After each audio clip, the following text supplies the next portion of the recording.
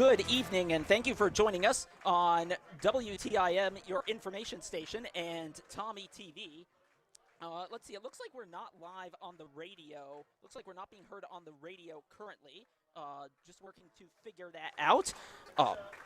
But yeah, we'll try to get that sorted here as we're getting ready for this high school football matchup. It's between Taylorville and Effingham. We're live in Effingham. Thank you for joining us. I'm Reed Camai, doing play-by-play this time, and I'm alongside Matt Hart, former Taylorville high school football player himself. Matt, thank you for joining me.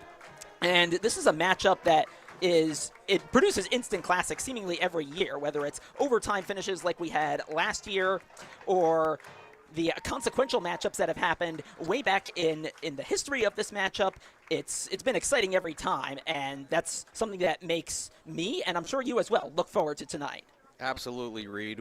It's a beautiful night here in Effingham. 77 degrees. The sun just went down, and we're getting ready to watch another epic battle between two schools with a long history of playing each other. And honored to say I've been part of that, both as a player and as a coach. And it's going to be a good game, and we know coming into this game, Effingham has a little chip on their shoulder from last year's overtime loss at Taylorville. It was a real thriller in Taylorville, but I'm sure the folks in Effingham have not forgotten about that, are going to become ready to play, and Taylorville's going to have to come out of the chutes immediately and ready to play as well. That's right, and there's a great crowd on hand, plenty on Taylorville as well, including what look like some fathead big heads on the other side. I see some fatheads over there. They're blocking the sun. They're so big, but it's great. It's high school football. It's a beautiful fall evening. Harvest is in full swing, and where else would you want to be on a Friday night than watching a high school football game between two storied schools with a great history of playing each other? And this is going to be a good one. But again, both teams are going to have to come out. They're going to have to come ready to play. We know Taylorville has got some firepower. They're going to need it tonight. We're also going to have to play smash mouth Taylorville football. That's what Taylorville is known for, and that's what it's going to take tonight to have a chance to beat the Effingham Hearts. That's right, and Matt, I'll actually have you continue talking for our listeners on WTIM because I'm having some trouble with the audio. So entertain the listeners with what you think listeners should expect. Sure. Well, we think the keys to the game. We know Jackson Bridges can pass the ball. The question tonight for Effingham is going to be, can they run the ball? I think one of the other keys to the game for Effingham is going to be, can they contain Malik Pierce, Maddox Avera, and Owen Mateer? That's been some of the firepower for Taylorville, and Effingham's going to have to find a way to stop those folks if they're going to have a chance to beat the Taylorville Tornadoes tonight. Meanwhile, on the other side of the ball, Taylorville, we know they've got to play solid. They're going to have to play solid, disciplined football. They've got to avoid costly mistakes. A few mistakes really hurt us in the last game, but they're capable of it, and we'll see if Taylorville can come out firing today and execute. They're also going to have to stop Effingham's passing game. Coming into this matchup, Jackson Bridges is the leading passer in the conference, and that's something that Taylorville is going to have to contain him and hopefully put pressure on him and force him into some mistakes that would be beneficial for the Tornadoes tonight. Over on offense, Taylorville's got that balanced attack. Malik Pierce is third in the conference in receiving. Maddox Avera fifth in the conference in receiving. And we can have a ground game as well with Owen Mateer. He's fourth in the conference with rushing. So once again, the Tornadoes are going to have to play smash mouth football. They're going to have to come out firing. We know Effingham's going to come out hard, and we expect to have a good hard-fought game here in Effingham. These two teams are in the Apollo Conference right now. Effingham is on top of the conference with Mount Zion and Muhammad Seymour. All three of those schools are 1-0 in the conference. And then Mattoon, Taylorville, and Charleston are all 0-1 in the conference. And here we are in week number 5 of the season. It's a big game for Taylorville. They are led by head coach Jeb Odom. This is Jeb's 17th season. He's got an 87-73 overall record coming into this game. And the Tornadoes have been to the playoffs 9 times under Coach Odom. They're looking to make it 10 times this year, but that's going to start tonight, and it goes through the Effingham Hearts. Effingham, in the meantime, they're going to come in. They've got a great coach in Brett Hefner. Coach Hefner will have the team ready to play. This is his 11th season overall, and now we're going to go ahead and take a short break and come back.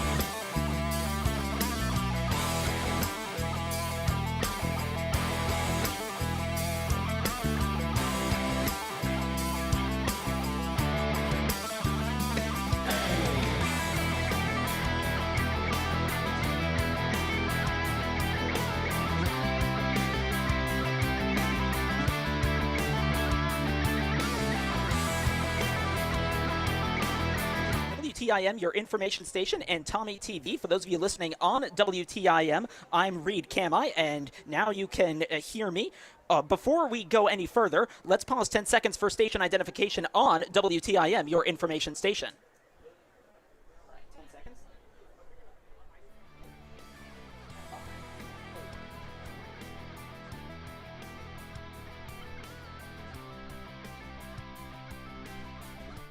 Doing play-by-play for the first time for football, and you can tell it's been my first time, and I'm alongside Matt Hart. I do want to remind you that our coverage on WTIM is brought to you by McDonald's, where I'm loving it, and they love the Tornadoes. They sponsor the coin toss, and we'll talk about that in just a little bit.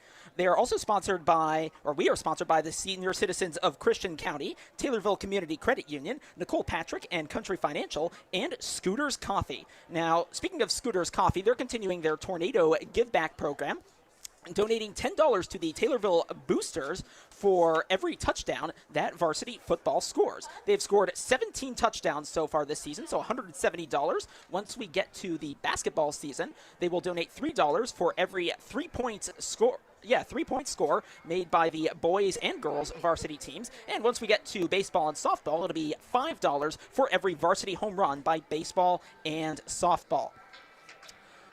So, Matt Hart, you were doing really well talking about those keys to the game earlier. Looking back at some of the recent results for the two teams, Taylorville so far 1-3. They suffered heavy defeats to Richland County and Mahomet Seymour on either side of a wonderful win by or against Canton, and then a defeat at home to Freeburg. And you can hear the crowd hyped up now, and there are some fireworks. Fortunately, not too loud for me. The Effingham players are coming out. It's a slow walk that they're making from the tunnel over towards the end zone away to our right. And now they run out through the guard of honor that they're in, or that they're running through. And there they come. Effingham, for their part, they are 3-1 so far this season. 3 straight wins that they have coming into this one. Wins away to Mount Carmel and home to Mater Dei, and then away to Charleston. And that all came after a defeat at home to Breeze Central, and that came by 42 points to 7. So, Matt Hart, you were probably talking a bit about it earlier while we were working things out here, but who are some of the players you're watching out for on the two teams? Well, I tell you again, I think usually ends up being a little bit of an offensive battle, and I think that's where we're going to watch things, but the defense on both sides has their work cut out for them. As I mentioned earlier, coming into this game, Jackson Bridges, quarterback for Effingham, tops in the conference, got over 1,000 yards passing already. That's something the Taylorville Tornadoes are going to have to deal with, hopefully with good coverage downfield, as well as putting a lot of pressure on the Effingham quarterback. Meanwhile, for Taylorville, we've got a lot of weapons. Let's see if we can get them going tonight. They include Malik Pierce, Maddox Avera, and Owen Mateer on the ground. That's what it's going to take for the Taylorville Tornadoes to be victorious tonight over these Effingham Hearts. So we had the coin toss a little bit earlier. The coin toss again brought to you by McDonald's, where I'm loving it, and they love the Tornadoes. Effingham won the toss. They elected to defer, so Taylorville will start this game with the ball. And, we talked about getting a fast start for this team, and it just seems like maybe getting the football to start the game could actually help them get that fast start. Yeah, momentum can start early, and let's hope the Tornadoes get off to a fast start. We get to start the game with the ball. That's always huge, especially when you want to get momentum when you're on the road. It's nice to play at home. I do want to say that Taylorville Tornadoes brought a great crowd tonight. Their visiting stands are nearly completely full, as well as a bunch of fatheads on the top of the stands there to bring some more fan base to that visiting stands. But Tornadoes are going to have to play well, and they're going to have to play well from the start against these Effingham Hearts. And the teams come out getting ready for the kickoff. Effingham, they are in their red shirts with white numbers on the back, white pants as well, and white helmets, predominantly white helmets. They will kick from left to right. Taylorville in their predominantly white uniforms overall, so white shirts with purple trim, white pants with purple trim, and their predominantly purple helmets. Getting ready to kick off now, and it looks like doing the kicking off for Effingham is number 18, Michael Sefton. I think that's the player who's going to do the kicking. We'll have to see. but they are set, and a couple of receivers back for Taylorville. Here comes the kickoff. It is deep, and we are underway in Effingham. The catch is made on the far side, except it is actually muffed and then picked up over on the far side, right around the numbers, and taken down at the 12-yard line. A couple of Effingham players getting in on the tackle there, so not the best field position for Taylorville to start this drive, and we talked about how crucial that beginning of the match is. Yeah, beginning game jitters can get you, and we unfortunately fumbled the kickoff there, but did pick it up, managed to get it out to the 14-yard line where the Tornadoes will start 1st and 10. And that brings Isaac Repscher out onto the field. We'll see what he's made of. Made a couple of passing mistakes back last time out, when at other times it seemed like he was looking better with the decision-making in the shotgun. 1st down and 10, 11:53 left. There were 3 receivers on the short side. One of them is motioned to the wide side with the other 2 receivers, so it's a passing play. Snap is made, pass drops back, and the throw over the right side, the short side, and the catch is made for a gain of about 7 yards. And making that catch, I believe, was Wyatt Yonker. So he's got an early reception here for 2nd down and about 2 or 3 yards for Taylorville. Nice quick slant for Yonker to get us going. Second and 2.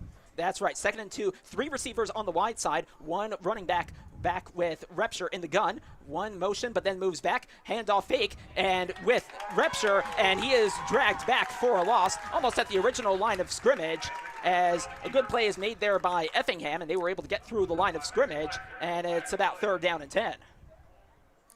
Yeah, Effingham sniffed that one out, unfortunately, and had a loss. So we're back about to where we were. Looks like it's going to be either 3rd and a long 9 or 3rd and 10. The officials are talking about. Yeah, there appears to be a flag. I think there's just some discussion over what the decision is going to be. And we'll wait to see what the decision is from the head official. He's got a microphone.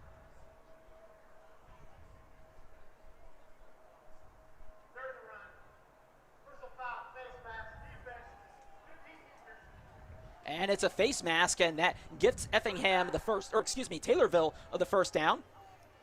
We saw a lot of penalties last weekend, and it's a similar story now. Yeah, I think on bringing Repscher down, 1 hand on the face mask, and that bent the Tornadoes' benefit. It's 1st and 10 on the 30-yard line. Could have been 3rd and 10 instead, 1st and 10 with 11 minutes left, and the clock continues to run, as it would have without the penalty. So in the shotgun again, 2 receivers on the wide side. Snap is made, and the handoff to Owen Mateer, and he's over to the right side, bundles through some defenders, and is taken down by a whole host of Hearts right at about the 38-yard line, and that's a gain of about 7 yards. Great run by Owen. Great job by the Taylorville line. Up there pushing forward and getting him 7 yards on that carry. Early minutes of the game, no score yet between Taylorville and Effingham. Getting some coaching or some tactical decisions from the sideline as they set up now for a 2nd down and 3 on the right hash. 1 receiver on the wide side and 2 in the backfield with Repscher. Snap is made, handoff to Mateer again and again to the right side, and he bundles through and gets the 1st down. Great hard down run. At right about the 43-yard line, and the tackle there was made, I believe, by Clinton Metcalf for Effingham. Another great run by Mateer, and also great line play, and that's what the Taylorville's going to have to do tonight. You got to win it down in the trenches, and the Tornadoes have come to play.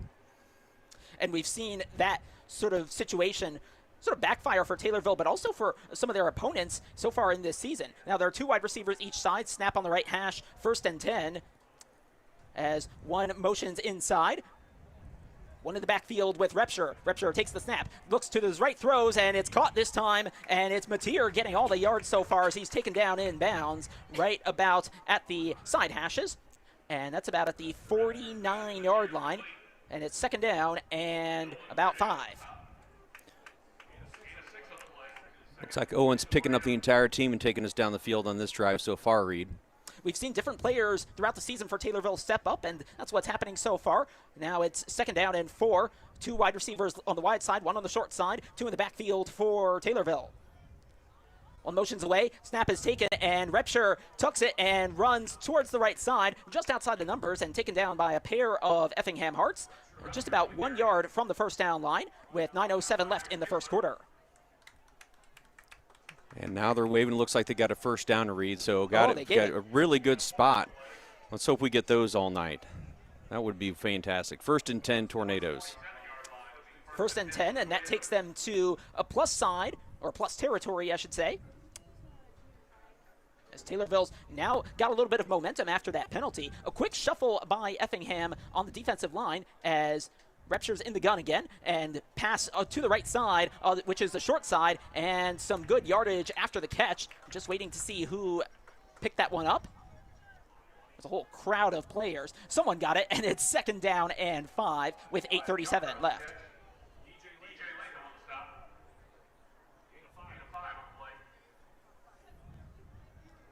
It's a gain of 5 as a couple substitutions are made in terms of receiving personnel. Clock still running, no score between Taylorville and Effingham.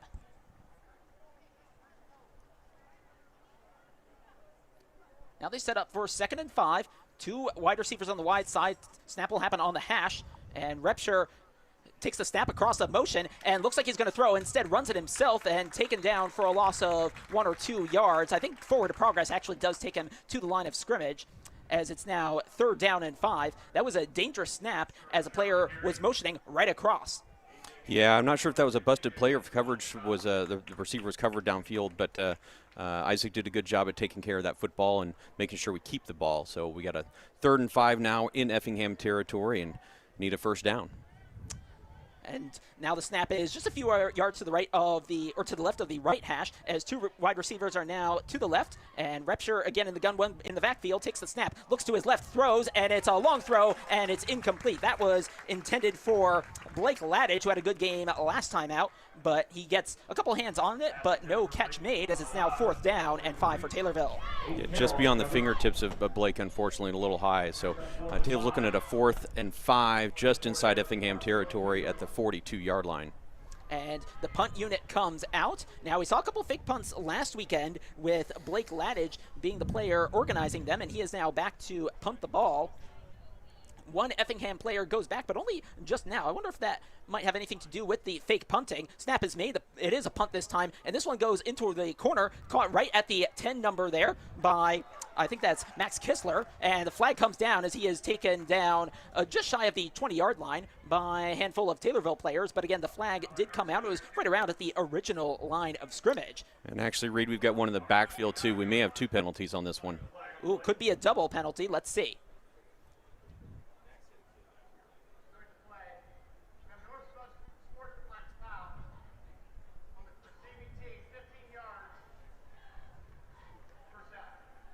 And that was unsportsmanlike conduct against one of the Effingham players. Now, the question that is, did it happen before or after the change of possession?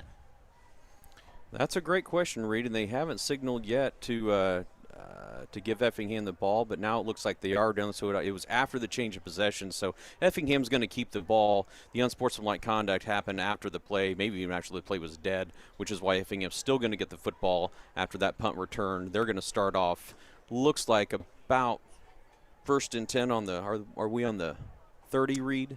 Yeah, the officials are on the 30-yard line. The down marker is at the 43, so that would make me think that they would go back to the 28.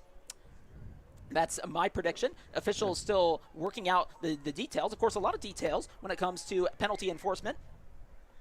So they're just working that out here. There's 7:14 left in the first quarter. Effingham, one way or another, about to get the ball with a scoreless ball game and a beautiful night here in Effingham. We can see a beautiful sunset from our commentary position. Before, we could see the sun itself, which was less beautiful.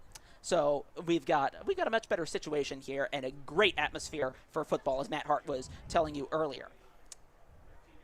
So if you're just joining us, again, Effingham will get the ball. It's just a matter of where specifically after the unsportsmanlike conduct was issued. And if it happened after the punt, that's all that's needed for Effingham to still have the ball. So it's being spotted at what looks like the 15-yard line.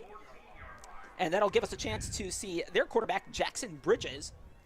Looks like that's Jackson Bridges. He is under center in an I formation with 2 wide receivers on the wide side, and he is on the left hash. Snap is made, handoff to the fullback, and he is taken down at about the 21-yard line. Just looking to see who that was, and it was number 28, Lexton Roberts, who only made 1 appearance so far this season. That was last time out, and he got over 100 yards. Decent start for him so far today. Not a bad start at all. And again, Effingham's coming out, running the ball to start out of I formation, running the power unit there just off tackle. No score with about 6:45 left here, Reed. And that I formation with that sort of strength could really work out well for them. It is now 2nd down and 6, and the snap is made. Throw over the left side. It was somewhat of a screen pass to Calber, and he takes that across the 25-yard line and gets a 1st down. Taken out right over near the sideline. Yeah, got over to the sideline and had a little bit of a foot race and got himself some extra yardage by outrunning some of the Taylorville Tornadoes before they took him down just inside the 30-yard line, about the 26-yard line. So a rushing play and a passing play, so already mixing it up is Effingham. Now it's 1st down and 10, this time in the shotgun. Actually, the pistol, more specifically. 2 wide receivers on the wide side. Snap is taken, and throw over the middle, and that's a good pitch and catch right across the middle, and getting some extra yardage that time is Chase Starkey, the junior wide receiver, and he cuts right across to pick up some extra yardage and come out to about the 48-yard line, although has a flag come down because the officials look hesitant to bring themselves forward. They got an illegal man downfield, it looks like, Reed. This ball is going to come back, and that's 3 penalties already on Effingham. Oh, 3 penalties, and it's cost them dearly.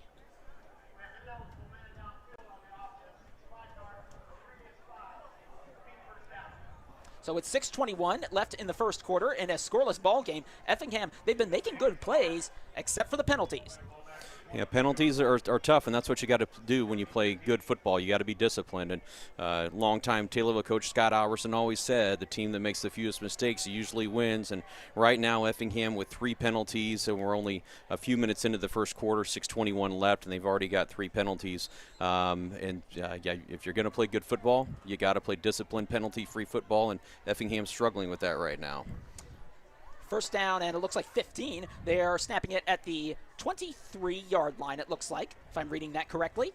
And in the pistol this time, just like on the last play. Let's see if they can get something this time. Fake handoff, throw towards the right side, and the catch made by a Taylorville Tornado. I think that was Owen Mateer.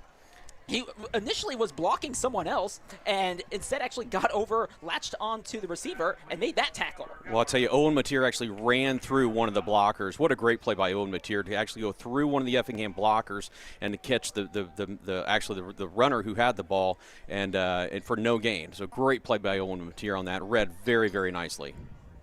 2nd down and 15, 5:30 left in the first quarter. Effingham rushing to the line, and they are again. No, it is not the pistol, it is the shotgun. They've got 3 wide receivers on the wide side, snapping from the right hash. Here comes the snap. It's taken. Drops back, looking and running, and taken down for the sack. And there with the sack is Jackie Cargill. He is the senior defensive lineman making the play here. And that pushes Effingham back even further on 3rd down. Yeah, and we said that's got to be the key to the game. We got to put pressure on the Effingham quarterback if Taylor is going to have a chance to win this ball game. Great job right there. And again, it starts with solid defense all around. It's going to take all 11 guys playing on every single play, and it showed there as Effingham now with a 3rd and very, very long. Yeah, I can't do the math right now. 24 now, 24 yards. Thank you.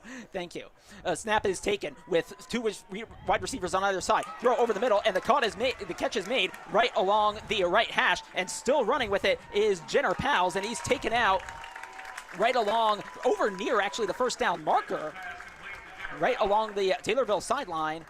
Now, do they give him the 1st down? It looks like the spot is not working out for them. It's about 3 yards short, but still a good gain by the Hearts as they cut Taylorville open. Yeah, Powles is fast, and again, as we said, we've got to play well at all facets of defense here to stop this Effingham attack. Powles got the ball, made a speedy move to the sideline, and picked up the yardage where now it's 4th and 3. 4th and 3, and it looks like they're going for it. They got 2 wide receivers to the right, which is the wide side. And I think the running back is under center, and Taylorville jumps. It looks like it's a 1st down. Now this time it's Taylorville making the mistake. Yeah, and we thought that might happen. It's 4th and 5, but they're in the middle of the field, and why not try to draw Taylorville offsides? And that's exactly what Effingham did. And unfortunately, Taylorville bit, and Effingham gets the easy first down. So now it's going to be 1st down and 10 on their 40-yard line.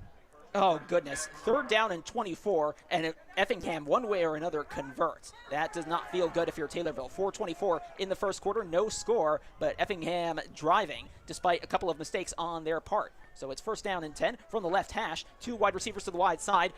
Handoff to the fullback, and he cuts through on the right side, and he's through. This should be the first score of the game, and that's Lexton Roberts, who goes all the way in for an Effingham touchdown. And that's just a tough run, but again, we've got to stop them on everything. We've got to stop them on the pass, got to stop them on the run. Effingham wasn't doing so well with the pass. They turned to the run and scored their first touchdown.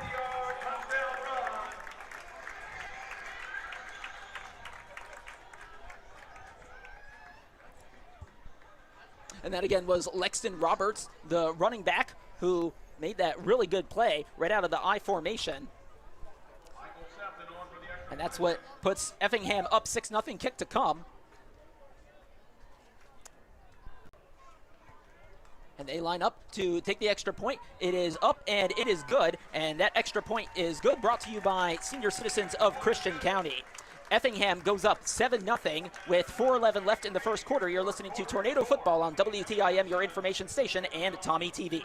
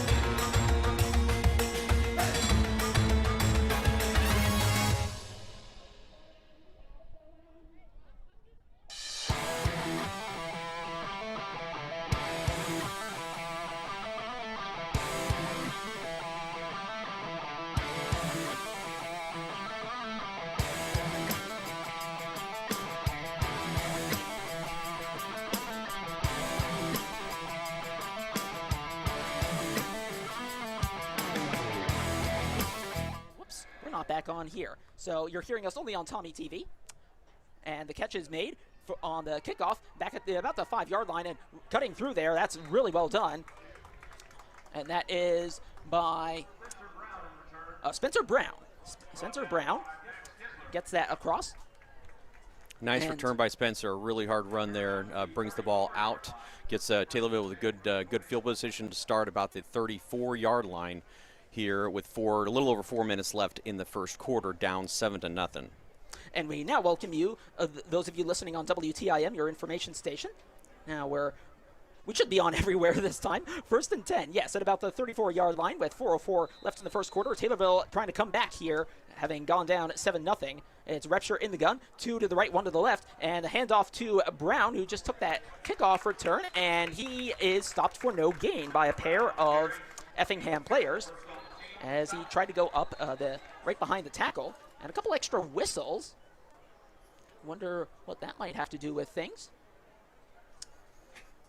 Don't see any laundry on the field, so no flags at this point. Maybe looking at judging, they brought him back. It looked like forward progress, brought him back to the original line of scrimmage, which was the 34-yard line of the Taylorville Tornadoes.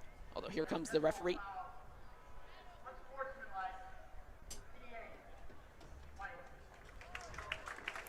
And that one's against the Tornadoes, unfortunately. And did he say a number? I didn't hear that well. I didn't get the number. I just saw the unsportsmanlike conduct, unfortunately. And then the referee said something else. He didn't turn his microphone off, just calling to one of his other officials. So the unsportsmanlike conduct does take Taylorville well back. It should... No, it is still 1st down, it looks like, I think. Either way, it is whatever. No, it is 2nd down. So it is 2nd down, and either way, it is very long for Taylorville. So not the kind of situation they wanted. With Repsher now in the gun, 2 wide receivers each side, snapping from the right hash. Snap taken, throws over the middle. It's a good screen, and getting a couple yards there after a bit of a push are Taylorville. So they gain a few yards there, but still sets them up with a third down and very long.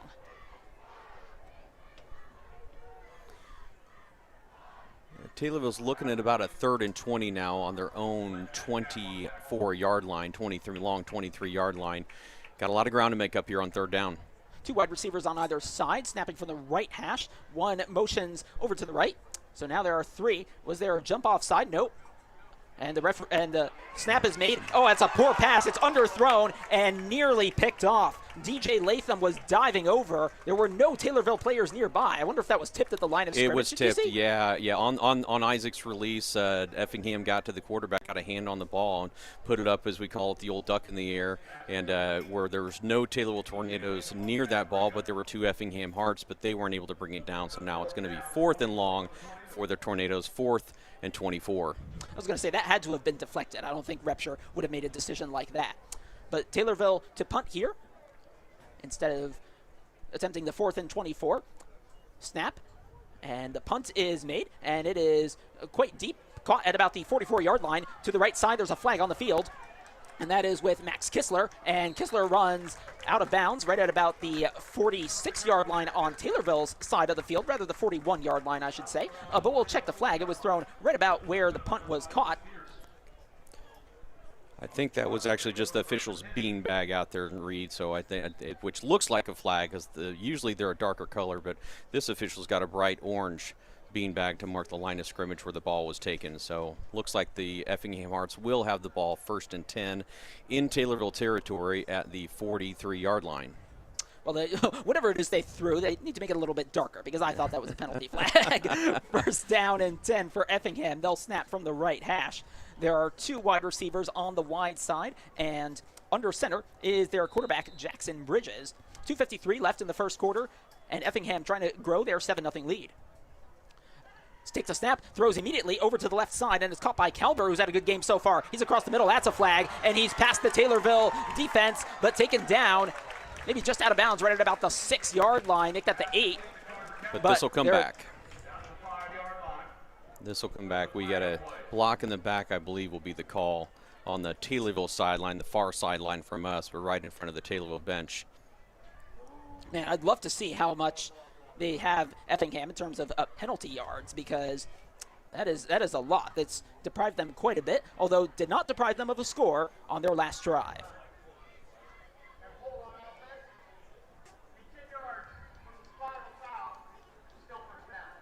And for all the penalties we've seen, I think this is the first hold, and that happened a lot last time out between Taylorville and their opponents that weekend, Mahomet Seymour.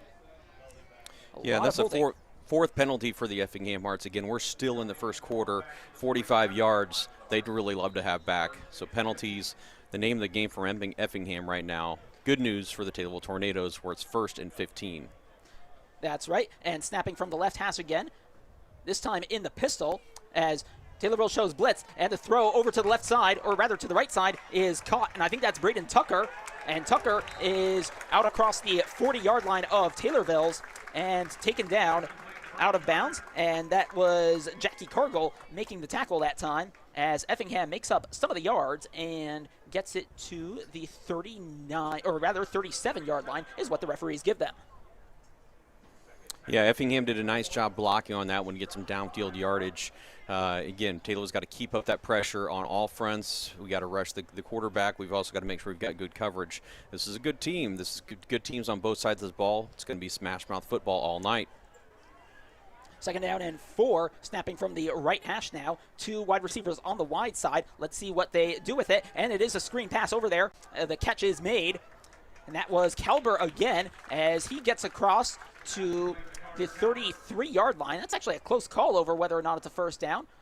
The referees spot it, and I think they're saying it is not yet a 3rd down. Or a 1st down. It is 3rd down. 3rd down, and that's got to be inches, as the referee does signal time off.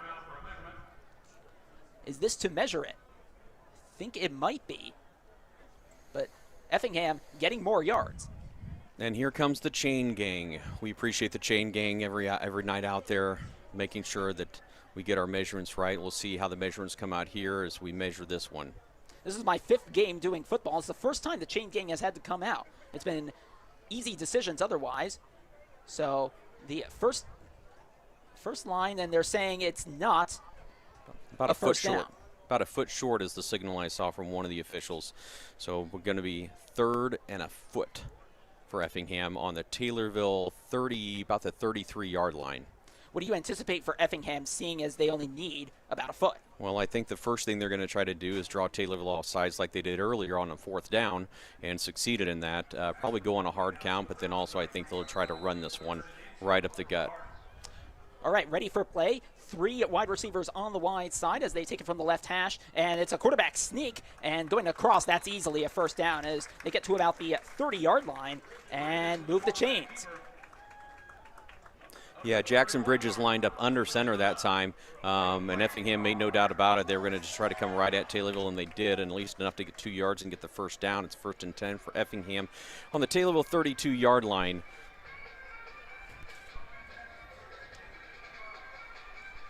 They get another first down. Clock continues to run. We're under a minute left, 45 seconds. There has to be at least one more play here as they do line up for 1st and 10 on the left hash. 1 wide receiver each side in the I formation. Bridges fakes the handoff, rolls out to the right side, and taken down at the 43-yard line. And a tackle made by Cargill again. That's at least 3 tackles for him in this game. That was a great play again for the Tornadoes, putting pressure on the quarterback, and that's what we're going to have to do when you got the league's best passer on the other side of the football from the Tornadoes, and it worked out really, really well. But that also helps by having coverage downfield as well. We've now, after getting that first down, have pushed Effingham all the way back to the Taylorville 44-yard line, where it's going to be 2nd and 22 as the first quarter runs out. And they've made big conversions like this, but we'll have to see what they do when we start the second quarter, as it's 2nd and 22, and Effingham looking to add to their 7-0 lead against Taylorville here on WTIM, your information station, and Tommy TV.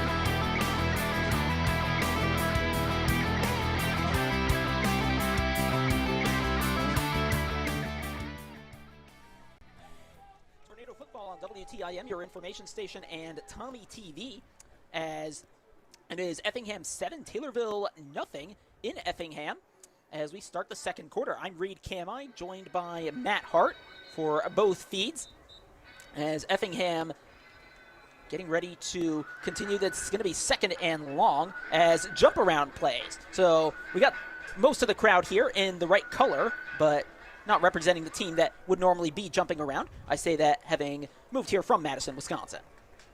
2nd down and 22, it looks like. And they're at the 44-yard line on the right hash. Quarterback in the gun, Jackson Bridges, as one motions to the left side rather. Snap, and it's a deep throw looking for Powles. Powles had it initially and it's taken out as it is incomplete on what otherwise would have been a really good pass for Effingham, and it brings up 3rd down. Yeah, we got lucky there. The Powles, it just went over his fingertips, wasn't able to go up and bring it, as by the time he got to the ball, it was completely turned to the ball. Just not in a great position, but unfortunately Taylorville and was not right there on it, and had Powles got that, probably would have been an Effingham touchdown. So we got lucky there. And again, Taylorville's doing a great job up front. They're doing a great job pressuring the quarterback and doing a great job putting pressure on this Effingham, this very high-powered Effingham offense. And I think they needed every bit of it to make the stop there. 3rd down and 22 from the right hash. 2 wide receivers on the wide side, 1 on the short side, 1 in the backfield with Bridges. Tight end motions from the right to the left. Snap taken. Throw over towards the numbers. Do we hold on intercepted? To it? It's incomplete. No. almost intercepted. Did we see who almost had it? I know the pass was intended there for Carter Caliber, but it brings up 4th down. Looks like Landon Bowser nearly got the interception there. Man, that would have been a great momentum changer for the Taylorville Tornadoes. But again, one more sign that Taylorville is putting pressure on this Effingham team and bringing it to them on defense. 11:47 left in the second quarter as Effingham is now to punt. And back to receive this one is Malik Pierce for Taylorville. He's been dangerous this season as a snap is taken, and punt is over to the right side for Taylorville. That's not where Effingham was. He takes it on the bounce and runs across to the left side towards the 20-yard line and runs out of bounds right at about there as he was being chased by Effingham players. And that, I think, was not a flag. I think that was not a flag. I think I'm picking it up this time. That's the bright orange spotter bag. They need to make it darker. Well, this time I learned my lesson. Yeah. But that was close as Taylorville gets the start here at about the, are we saying 20-yard line? We're saying the 20-yard line, and it'll be on the left hash for the Tornadoes. They're trying to get something going down 7-0 with 11:36 to go in the first quarter. As Repsher is in the gun, he's got 2 wide receivers on each side. As there's a reshuffle for Effingham at the defensive line, takes the snap, drops back, looks to his left, and goes deep. Looking for, is that Pierce? Yes. Either way, it's incomplete. Right at about the 40-yard line, a pair of Effingham players on the coverage. Just beyond the reach of Malik Pierce. Boy, that would have been a great momentum changer for Taylorville, but just beyond his reach, a nice pass by Isaac Repsher. And but those are the big plays that can be a difference in a game like this. And again, Effingham bringing pressure on that as well. And this is not good. Pierce was pulling up a little bit as he ran back to the line of scrimmage. The play clock had continued to run, so there's about 18 seconds to get the snap away. He is back in position, a little bit concerning considering the pull-up. Now there are 2 wide receivers on the short side, one on the wide. Snap taken, hands off to the fullback, and he pushes his way across, wrestles his way past a couple of defenders, and that's Owen Mateer, who picks up, I would say 5 or 6 yards for Taylorville, and that brings up 3rd and either 4 or 5. Great one. Another great run by Mateer. He's grinding it out on the ground. The offensive line doing a great job giving him some lanes. So it's now 3rd, and they're going to say 3rd and 2. 2 wide receivers on the wide side, 1 on the short, 2 in the backfield. Snap is taken, handed off to the fullback, or rather the running back, and he's dropped down, stopped just shy of the line of scrimmage for a loss of about a yard as a pair of Effingham players got to him. Yeah, it's going to be 4th down for the Taylorville Tornadoes on their own 26-yard line. As Taylorville will punt, and back to receive, I believe, is Weston Hayes. Either that's Weston Hayes. No, that's neither of the players I was looking at. It's Max Kistler. And, well, timeout is called, and it's called by Effingham. And timeouts are brought to you by Taylorville Community Credit Union. Back in 30 seconds on WTIM, your information station, and Tommy TV.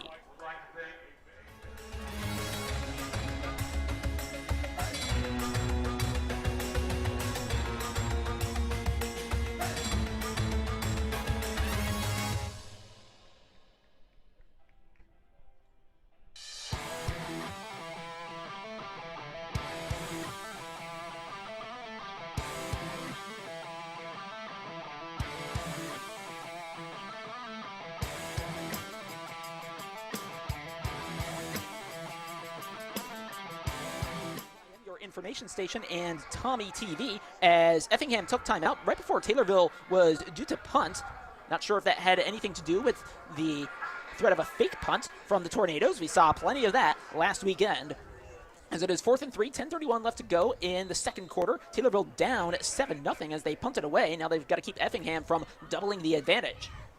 And that is a high snap towards Ledich, and he punts it, and it's a bit of a short punt, as coming in then is Kistler, and he just lets that bounce. It takes a Taylorville bounce, and out to the 27-yard line, right over on the near side. And that one almost went out of bounds, but instead picked up there, and it's 1st down and 10 for Effingham at the 27. It's a great night, Reed. It's going to be a good game at 7-0 right now, but Taylorville's got to find some answer to Effingham at this point, and hopefully we get another good defensive set from the Tornadoes.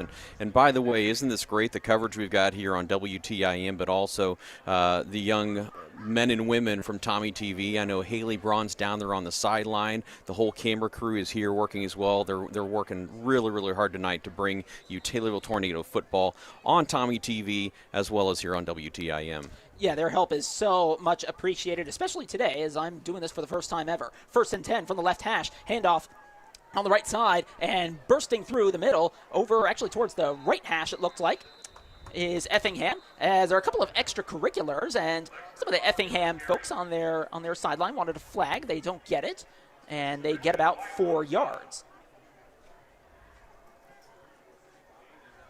We tick just under 10 minutes. We want to remind you that our coverage on WTIM, your information station, is brought to you by McDonald's, where I'm loving it and they love the Tornadoes. It's also brought to you by Senior Citizens of Christian County, Taylorville Community Credit Union, the Colpatrick and Country Financial, and Scooters Coffee. 2nd down and 5, it looks like, as they've got 18 seconds to get the snap away. Effingham snapping on the right side in a rather tight I formation. Bridges takes the snap and hands off towards the running back as he's brought down, going right up the gut after about a 2-yard gain.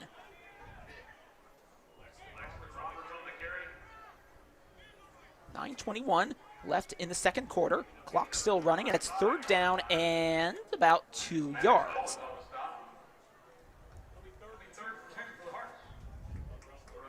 Third and 2 for Effingham.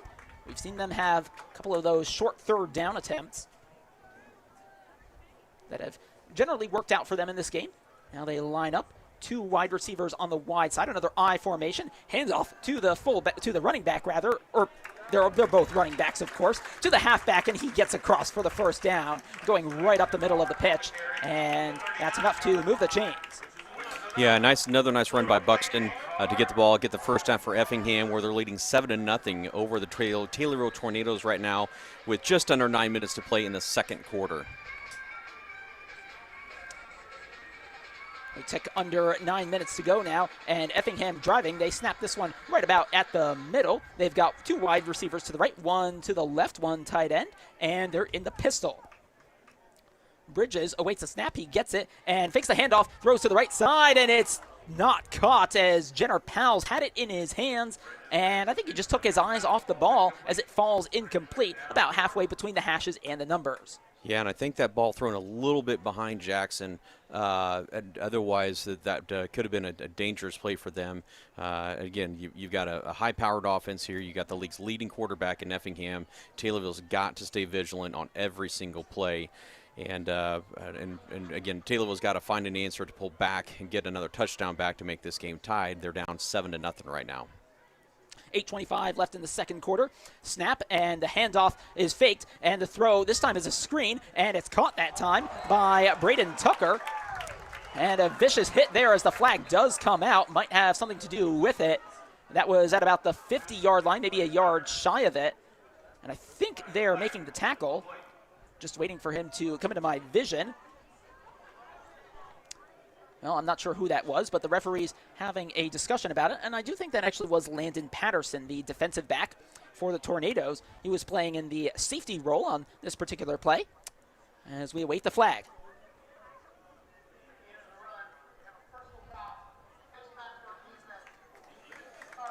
And so it is a face mask that gives Effingham 15 more yards. That's the 3rd penalty on Taylorville so far tonight. You hate to have that one happen, and also in a tough run, but it does give the Effingham Hearts an extra 15 yards and does get them a 1st down in Taylorville territory. And it's a 1st down and 10 from the left hash. 2 wide receivers to the wide side, 1 to the short, and in the pistol again. Snap and a handoff. Handoff this time goes to Lexton Roberts, and Roberts takes it right across the line of scrimmage to the 40 or the 35-yard line for a gain of about 2.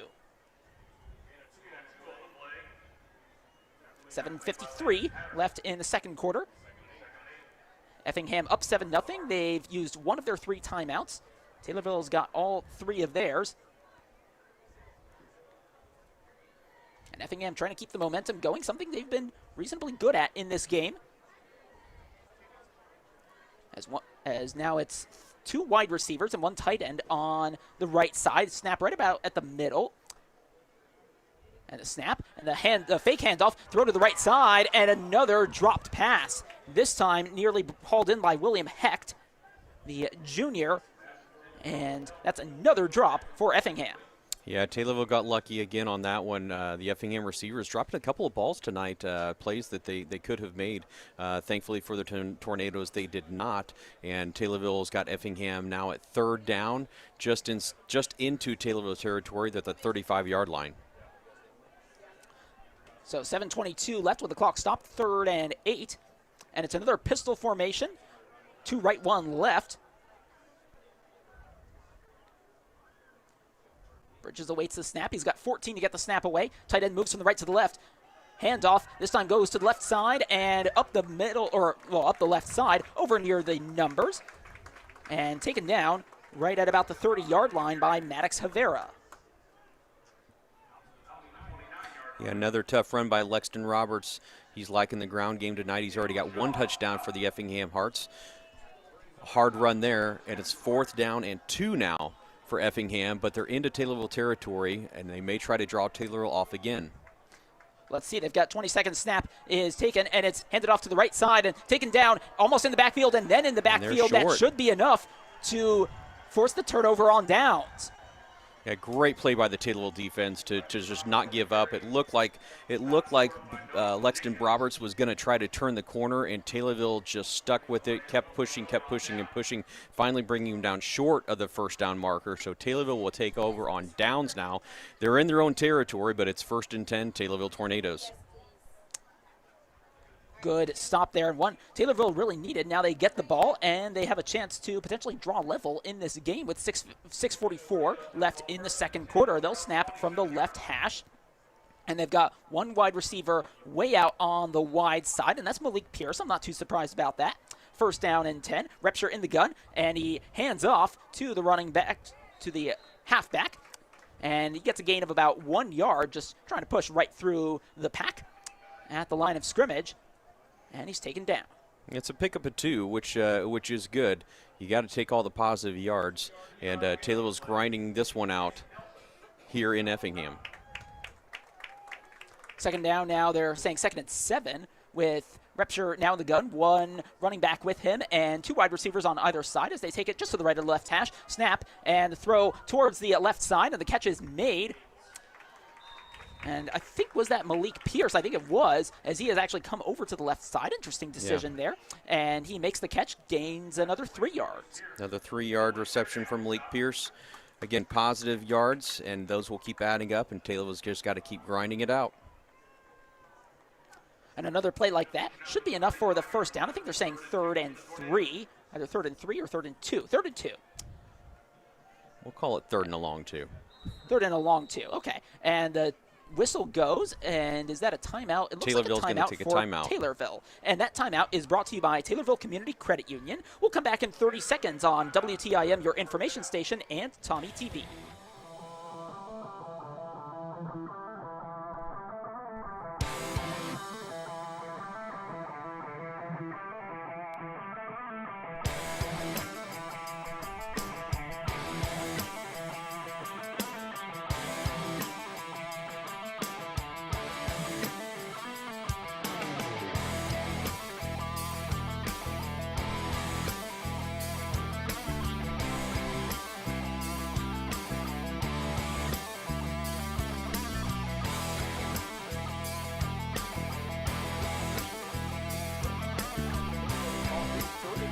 Down 7-0 with 5:36 left in the 2nd quarter.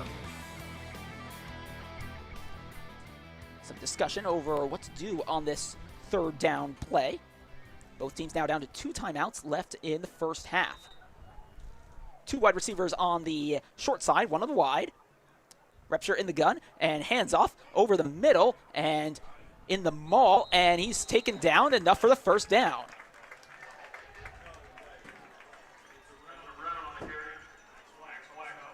An important conversion.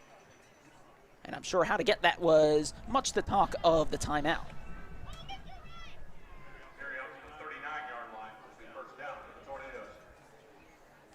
So it is now first. Spencer Brown had a nice run there to pick up the first down. And it is first down and 10. Just to the right of the left hash. 2 wide receivers to the right side, 1 to the left. Repture in the gun, takes a snap, drops back to throw, throws over to the left side, and it's dropped by, I think that was Owen Mateer. Yeah, Owen Mateer, right around the numbers. Yeah, tough one to catch, a little bit low there, but Owen was ready to take that ball and keep going, and Taylor was going to get those, they're going to keep trying, they're going to break those plays out when we make that connection. But again, Taylorville doing well here, looking to answer Effingham before halftime, 5 minutes until halftime here, down 7-0 to Effingham. 5 minutes and 1 second left to be exact, and it's second down and 10. Snap and hands it off to Mateer as he goes across over the left side, tries to get around some of the defenders. He does not. And taken down, I think, was that Max Kistler. That was Max Kistler who took him down there after a gain of maybe 1 yard, and so it's third down and either 9 or 10. And we got the ball in the middle of the field, so this is a good opportunity, 3rd and 9, to really gain some ground and hopefully, again, get something going here with a little over 4 minutes to go here in the second quarter. Trips to the right as they snap from the left hash, and in the gun, takes a snap, looks to the left, throws, and it's dropped. And that's been the story of the game. A couple of drops from both teams. And I think that was not Malik Pierce. Not sure who that was, but it is either way dropped right along the sideline, and that brings up 4th down. Yeah, Ladich couldn't hold on to that one, and I'm beginning to wonder if maybe somebody's put a little something on these footballs out here tonight. Both teams occasionally having trouble catching the ball, but I tell you, the coverage was great that time by the Taylorville offensive line, doing a great job keeping Effingham at bay. But it is 4th and 9 now, and the Tornadoes will punt it away. Deflategate, maybe. I don't know what it is. 4:20 left in the second quarter, and the punting unit is out. Waiting the snap, 8 to snap, and that's a high snap. Seen a few of those in this game, nearly charged down, and the punt then goes out, and it bounces past the 30-yard line, past the 20. That's going to be an inside 20, and it rolls all the way to the 10-yard line, and just trying to will it across. It's about halfway between the 9 and the 10-yard line on Effingham's side of the field with 4:07 left in the second quarter. So Effingham's going to get the ball back here. Tornadoes could really use a stop here, or this would also be a great opportunity for a turnover, whether that be an interception or a fumble. Effingham is going to start off deep into their own territory. And again, Taylorville is doing a lot of good things. They've had a lot of great moments of pressure. Effingham's got a lot of weapons, and we're keeping them at bay, with the exception of one 60-yard run that Effingham had in the first quarter. Which made the game 7-0, but otherwise this game has been very even between both teams. First down and 10 from the 9-yard line, right hash for Effingham. They got their backs against the wall a little bit. 2 wide receivers to either side, 1 in the backfield with Bridges. Bridges takes a snap, looks to the right, and throws over the middle, and it's another drop, although I think maybe a Taylorville player got his hand on it, I wonder. Was that Dawson Jenkins, maybe? It does look like Dawson got a hand on that, hopefully, but again, this is the pressure. You've got to keep it up on all facets of the game, whether it's the DBs, the corners, the safeties, and the O-line, or the D-line's got to keep pressure on Effingham, which they're doing right now. So it is second down and 10, 4:03 left in the second quarter. Effingham up 7-0. They could add to it, but would certainly have a long way to go. We've seen them traverse quite a bit of field in this game. The scoring drive actually started quite far back after that unsportsmanlike conduct penalty on the punt. So it's second down and 10. Bridges takes a snap, looks to his left, and he's got an option on the screen, and he makes the catch. Does he? I think that is Lexton Roberts. Should have been him, and about 5 Tornadoes take him down, led by Gabe Mishad for third down and 6 yards to go.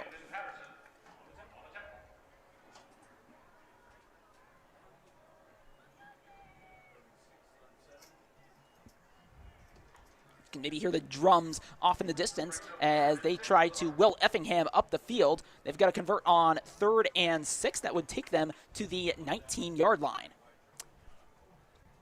2 receivers right, 1 left. As they snap from the left, hash snap is taken, and it's a screen, and the helmet comes off of the player who caught that one. as that was a wicked hit. It is 4th down. That player would have to come off for at least one play as a result, but probably would anyway, as it is now 4th down. Be interested to see what that looks like on the replay on Tommy TV, because from the booth here, that was quite a helmet to pop up like that. And hopefully no one is hurt, and hopefully everyone's okay. Yeah, I am seeing that player, and it looks like it is number 22, Carter Kalber, he was able to walk off, but needed some support, and I certainly hope he gets checked out. We want players to be well out there, and especially in a sport like this, which is certainly high risk. 3 seconds to get the snap away on the punt, and the coach has to call time out, and they do. So this timeout is brought to you by Taylorville Community Credit Union. We'll take a timeout, 30 seconds here on WTIM, your information station, and Tommy TV.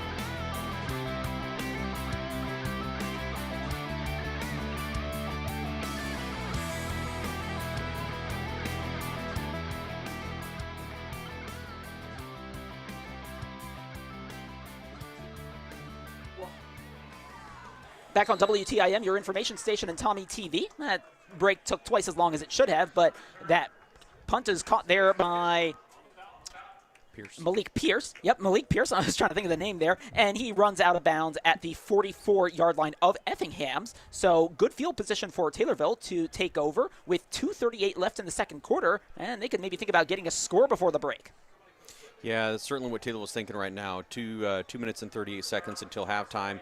Great way to cap this off would be to get a nice touchdown here. And but Effingham's going to be coming at us. So, again, hope that O-line keeps up that great job up front protecting Isaac Repture and the quarterback and get us a score. 1st down and 10 from the right hash of the, let's say, 47-yard line, it looks like. There are 3 wide receivers on the wide side. Repture in the gun with 1 running back.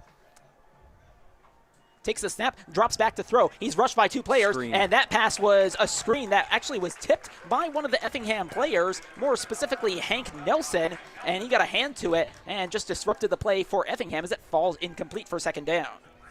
Yeah, Taylorville ran the screen there and almost got away with it, but Effingham sniffed it out, got a hand on Isaac Repture's pass, which didn't get us a great pass to the intended receiver, but it leaves us with 2nd and 10 now. 2nd and 10, 2:33. The clock stopped, of course, on the incomplete pass. There are 2 wide receivers on the short side and 2 on the wide side. Actually, one of those on the short side is a tight end, and there's 1 running back. Snap is taken. He drops back to throw and has some time. Throws over the middle, and it's tipped and intercepted. Effingham gets it back. There is a flag, though, and going for it is Busher. Busher all the way into the end zone, but we got to check the flag. This could deny Effingham, depending on which way it goes, but it was taken up the left side for a touchdown. Let's check the flag, though.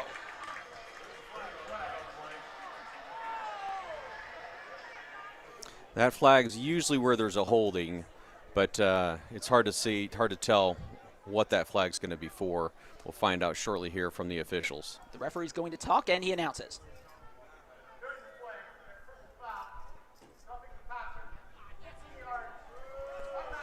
And it's roughing the passer, so instead of a boomerang, it's a Taylorville 1st down. Well, and the Taylorville fans are going to hear, because we're behind the Effingham fans, a groan. They thought they had a touchdown, but the roughing the passer call actually keeps the ball in Taylorville's hands just before halftime here. And Taylorville will continue on. Again, 1 more penalty on the Effingham Hearts tonight. And that's properly cost them 6, maybe 7 points. So it is now 1st down and 10 from the 32-yard line for Taylorville with 2:17 left in the second quarter. Remember, there's no 2-minute warning or 2-minute timeout, as they call it in college football, in high school football. So just the 2 timeouts that Taylorville has to work with. They have 1 wide receiver on each side and 2 in the backfield with Isaac Repsher. Snap about to the left of the right hash. Awaiting some signals. Plenty of time to get the snap away for the Tornadoes.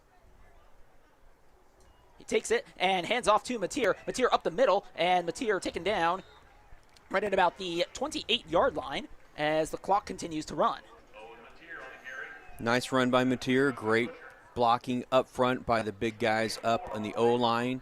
Tornadoes got to keep that up. They're doing great. 28 yards away from a touchdown. 2nd down and 6. Now 1 wide receiver on each side. Snap right around the middle of the lane. And now the players look towards their coaches for some tactical decisions. 15 seconds to get the snap away. Repsher gives an instruction to his offensive line and then goes back into the shotgun position, takes the snap and hands it to Mateer. Mateer up the left side, and Mateer still spinning and going and being dropped right about at the first down line. That's going to be a close call on whether they give the first down with 90 seconds left, and they do call time off to, it looks like, either advance the chains or at least check. This could be another chain gang review. Yeah, another hard-nosed run by Mateer. Great coverage, great blocking up front by the Taylorville O-line, and that kind of effort is going to keep this drive going for the Tornadoes.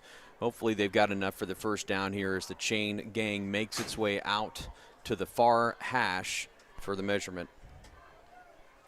And it looks like, I think this one's going to end up slightly short, judging by where the markers are now.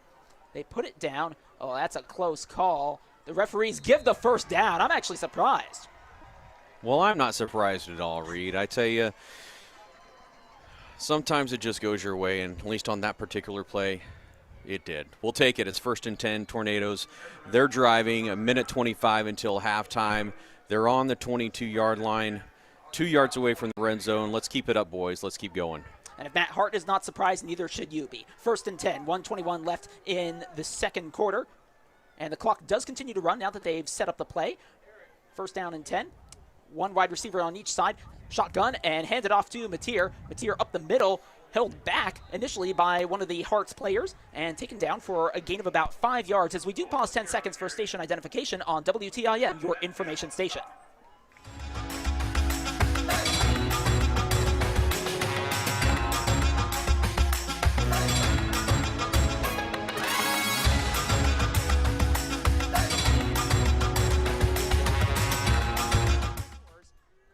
This Friday night matchup.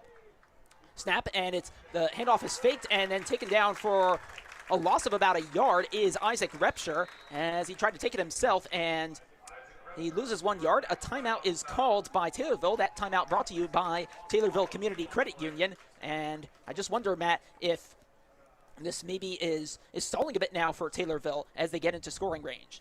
Well, Coach Odom and the team, the coaching staff, is trying to draw up a good play. It's 3rd and 8 now. They're on the 20-yard line, and with 32 seconds left, 1 more timeout. We got 1 more chance to stop the clock if we need to. But Taylorville has got to come up with an answer here, down 7-0 to Effingham right now, right before the half. But Taylorville's playing well, Effingham's playing well, and we knew this would be a close game. We knew it's going to come down to who makes the fewest mistakes, and right now that's what it's appearing to be, and hopefully Taylorville can punch this thing in. We're 20 yards away from tying this ball game up, Reed. Some legendary matchups between these two teams. Who can forget last season, a 1-point game in overtime. Just seems like we might get something like that this evening. Here we go, 32.3 seconds left. The clocks here in high school do count tenths of a second as it is 3rd down and 8. Repsher in the gun, 3 wide receivers on the wide side, 1 on the short. He takes the snap, drops back, throws, looks to his left, and makes the throw, and the catch is made. Not sure who that was, I think. Well, I still don't know. Either way, it's a 1st down for Taylorville at about the 7-yard line, and it's 1st and goal. That's another Malik Pierce reception there, but I want to say the offensive line, a great job up there, and anyone that knows me and my history knows I'm partial to the offensive line, but again, couldn't have gotten that play without great play from the offensive line. We're in the red zone. 26.4 seconds. It was stopped because they went out of bounds. Repsher drops back, throws to the right side, and a catch is made by Pierce in the corner. Did he get the foot in bounds? He just needs 1 foot. Yes, he got it. It's a touchdown for Taylorville. Wow, what an amazing catch by Malik Pierce.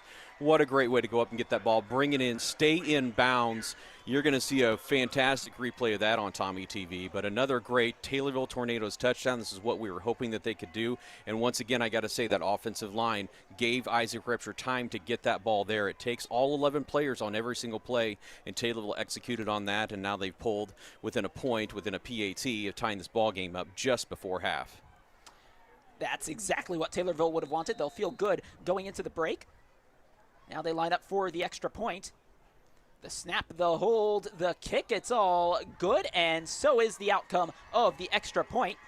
And making that kick there was Taylorville's number 38, Ben Peabody, and that's a good extra point. That brought to you by the senior citizens of Christian County. And by the way, the touchdown adds another $10 to the Tornado Give Back program by Scooters Coffee, which now brings them up to 18 touchdowns and therefore $180. So it is 7-7 now. We'll keep it here with 18.7 seconds left in the first half. Taylorville will kick off for the first time in this game to an Effingham side who will receive the ball to start the second half.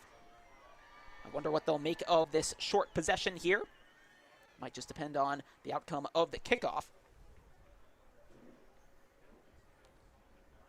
I think it's just made the Effingham crowd a little more subdued on this. I would say it's a perfect Friday evening. I'm in my long pants, short sleeve shirt, and I'm feeling all right. Temperature is actually maybe a little bit warm, but I've got the open window in front of me, so I think it's leveling things out perfectly. The temperature has gone out really well, and that's a timeout here by Taylorville, so that's their final timeout, and it's brought to you by Taylorville Community Credit Union. Let's take a 30-second break. Hopefully it's actually 30 seconds here on WTIM, your information station, and Tommy TV.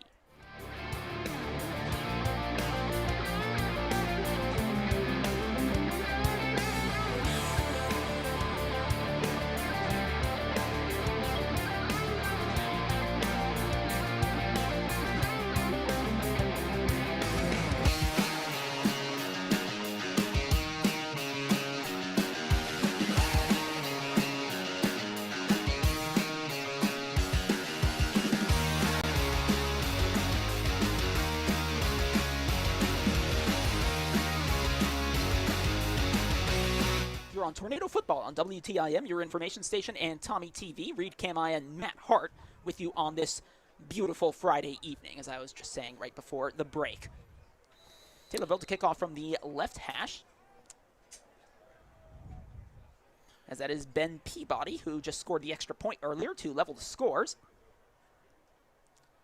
And he gets set to kick it away, and it's right along the hash, pretty much straightforward then. And it's caught then by Chase Starkey, and he's taken down at about the 16-yard line. And who made that tackle? I think it was Landon Patterson. As Effingham sets up, I don't know if they'll attempt anything on this drive with 12.5 seconds left in the second quarter. Or maybe they just take the knee and go into the break and try to sort things out with the scores level, just like they were last weekend between Taylorville and Mahomet Seymour.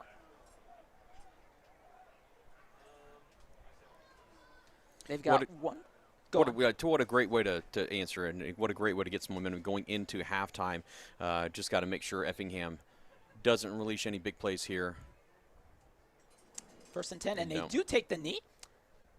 So that runs out the rest of the clock. Taylorville can, of course, do nothing about it. And so we go to the break, 7-7. And it was first that touchdown, that very long run. I think it was 60 yards by Lexton Roberts.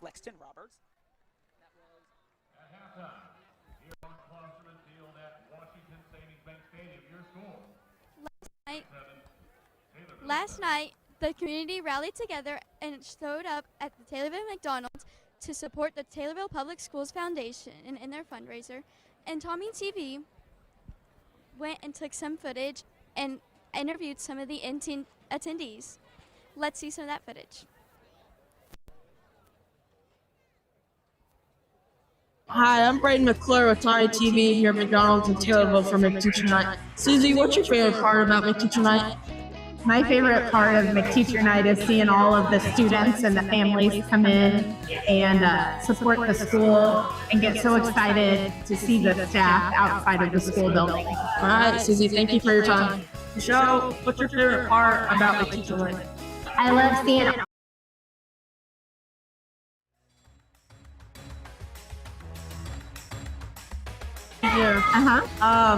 Do you have a lot of your students that see you at McTeacher Night? Yes, I do. All right. Well, thank you for your time, Michelle. What is your favorite part about McTeacher Night? I get to see all the teachers that I had in the past. All right. Do you come for how many McTeacher Nights have you attended? I have attended all of them that I can remember.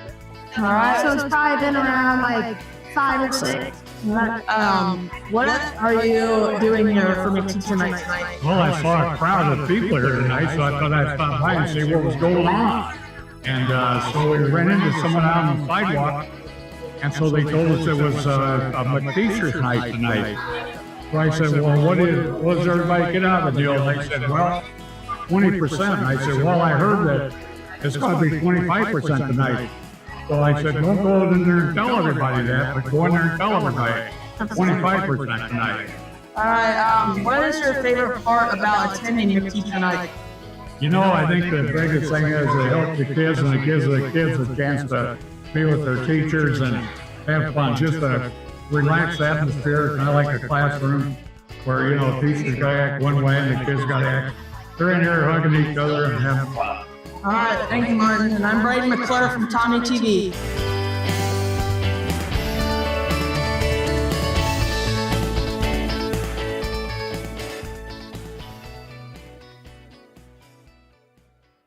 What a great way to involve the community.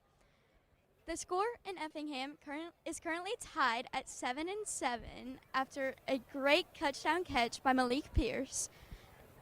Now we have an episode of Homegrown Heroes lined up for you here tonight. Hello everyone, my name is Ella Hohenstein, and welcome to episode 6 of Homegrown Heroes.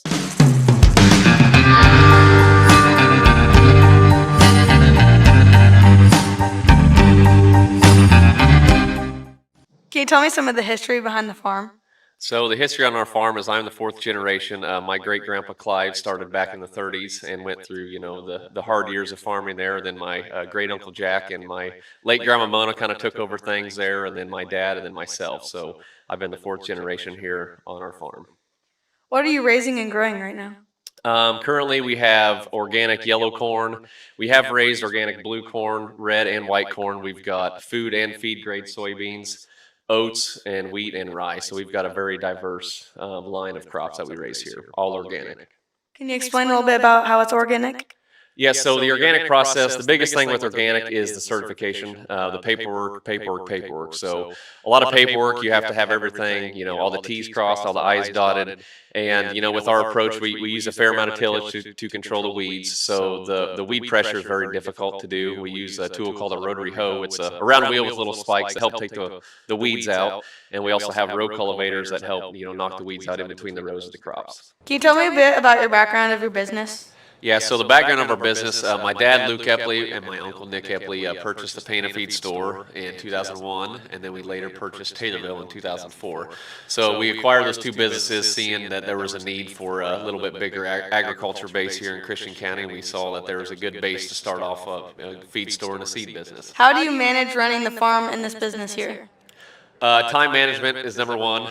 So you know you have a lot of fires throughout the day. So which fire needs put out the most and what's the most important. So timely is number one, and then also I think the biggest priority is what we have is great employees. I mean, I can trust the people. If I need to go to the farm one day, I don't need to be tied down at the feed stores. We've got great employees. I can put trust in, and then I also do a lot of the work from the business on my phone as well. So.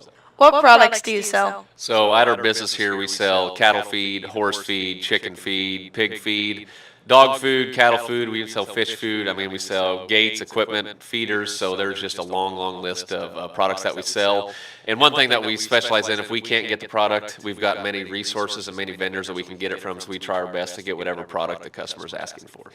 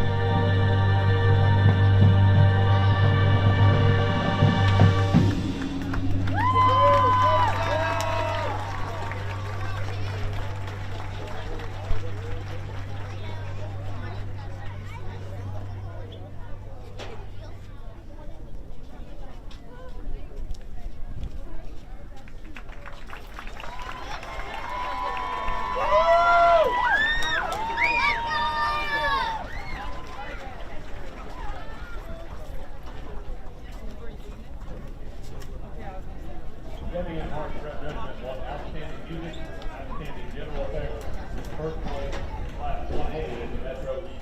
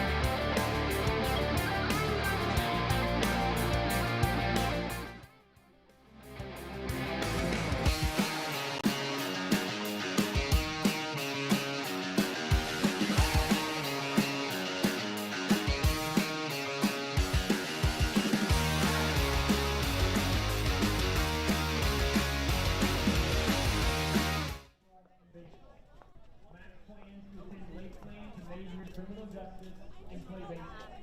After college, Max wants to become a state trooper. Queen candidate Reese Winley is the daughter of Justin Whitman. She participates in THS Football team and school-free dance and fellowship for student athletes.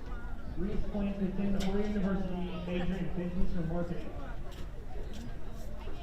King candidate Cole Phillips is the son of Stephanie and Cole Phillips. He participates in basketball and FFA. Cole plans to attend the trade school and become a plumber.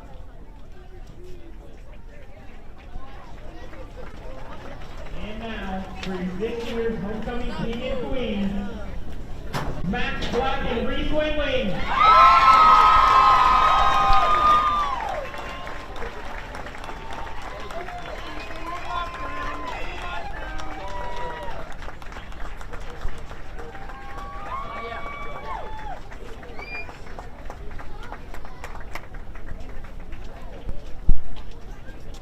Thank you all for attending the 2025 Homecoming Coronation Ceremony.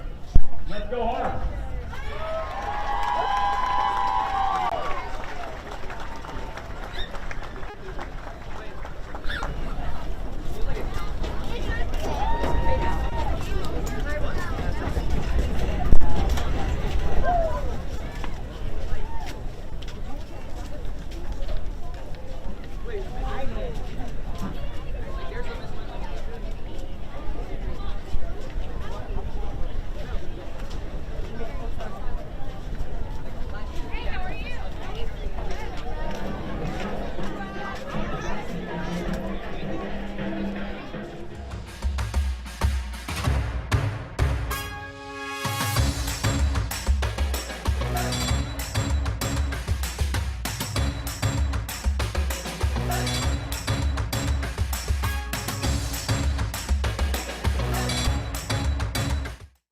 WTIM, your information station, as we continue to get through halftime here.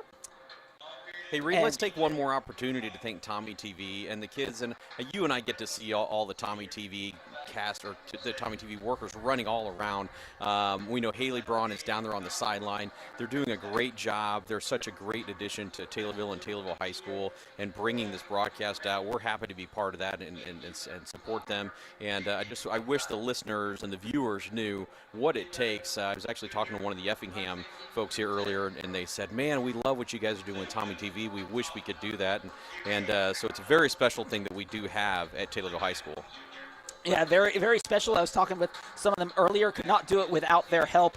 It was at the top of the broadcast. If you were here, we were having trouble getting my sound over WTIM, and so it was Matt Hart here going on, and I was running around like a chicken with my head cut off. I was doing just fine. I'm doing great, Reed. But so you don't need me.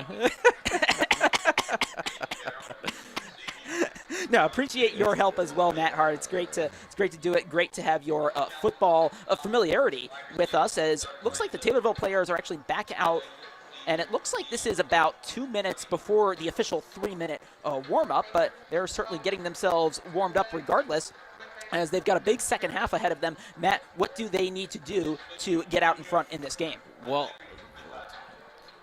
what they've got to do is Taylorville's got to come out and just play smash mouth football. They've just it's Taylorville football.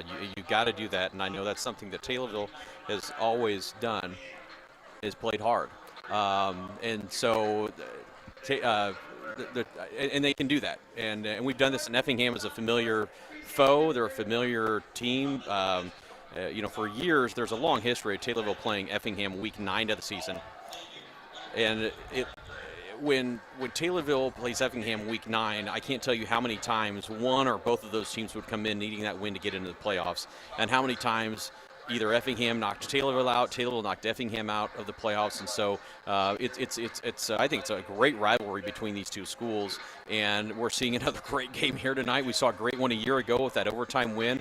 I don't know if this game's going to go into overtime. I hope it doesn't. I hope Taylorville comes out and can just rip off some big plays and really step away from Effingham. But Effingham's really good. Again, Effingham's got the league's leading passer. Taylorville's going to have to play well on both sides of the ball. They're going to have to play well every single play. This game is going to come down to a couple of big plays, and let's just hope that the Taylorville Tornadoes are the ones who make those big plays. See, we're about 30 seconds left until, I don't know if that's until the end of the official warm-up, but that's what's on the clock there.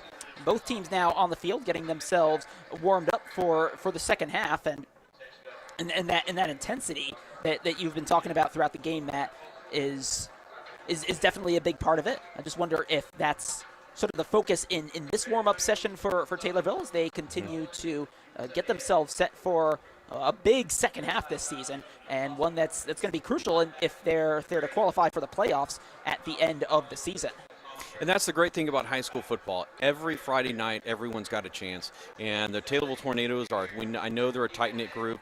I know they've been through a lot. And, yeah, I mean, this is the time to play. And this is why we play the games, Reed, right? You can't rely on records. You got to come out and play the games. You got to perform. And Taylorville's going to have to come out in the second half. And they're going to have to play smash mouth, hit them hard, Taylorville football. And they're going to have to bring it to Effingham if they're going to have a chance to win this ball game.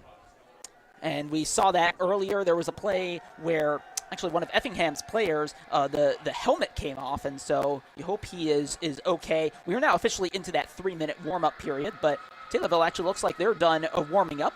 They don't have to use all of the time necessarily to warm up. It just has to be provided to them. And actually the same appears to be the case for Effingham as both teams go into their technical areas. We should get set soon for the second half of this one. One touchdown each way as it is 7-7 between Taylorville and Effingham.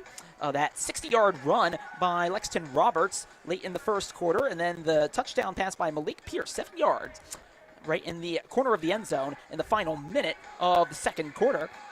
And it is Taylorville 7, Effingham 7. There was that overtime game last season, back when I did not know of Taylorville or Effingham in terms of the high schools or even these places here in Illinois. Now, here I am. So it is 7-all, and this should be a great second half. Now, it of course was level at halftime last weekend between Taylorville and Mahomet Seymour, 14-all, before Mahomet Seymour scored 4 touchdowns in just the third quarter, and that really made the difference. There was no coming back for Taylorville in that game.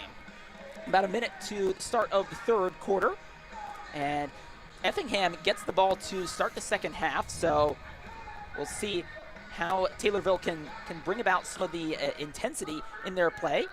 As we've talked about in this game, Taylorville getting ready to kick off here as we're just a few moments away from the start of the third quarter.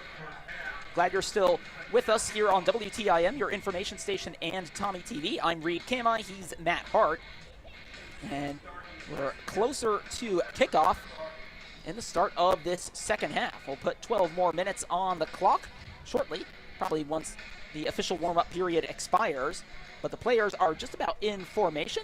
Effingham's got 2 players back deep. Currently they are next to each other over on what for them is the right hash, and they're at about the 10-yard line. I don't know if they'll separate, but 12 minutes are now on the clock, and we're just about ready to get going here. And the kickoff is now towards the middle, and we're underway as the catch is made, and just a bit of hesitation before he goes, and it's a bit of a high tackle starting at about the 21-yard line. See where they give the forward progress. They give it at the 20, so Effingham starts at the 20-yard line in this third quarter as they try to get the lead back.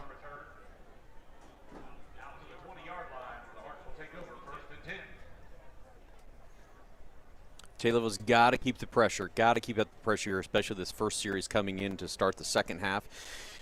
We got to have it up front. We got to have great coverage downfield.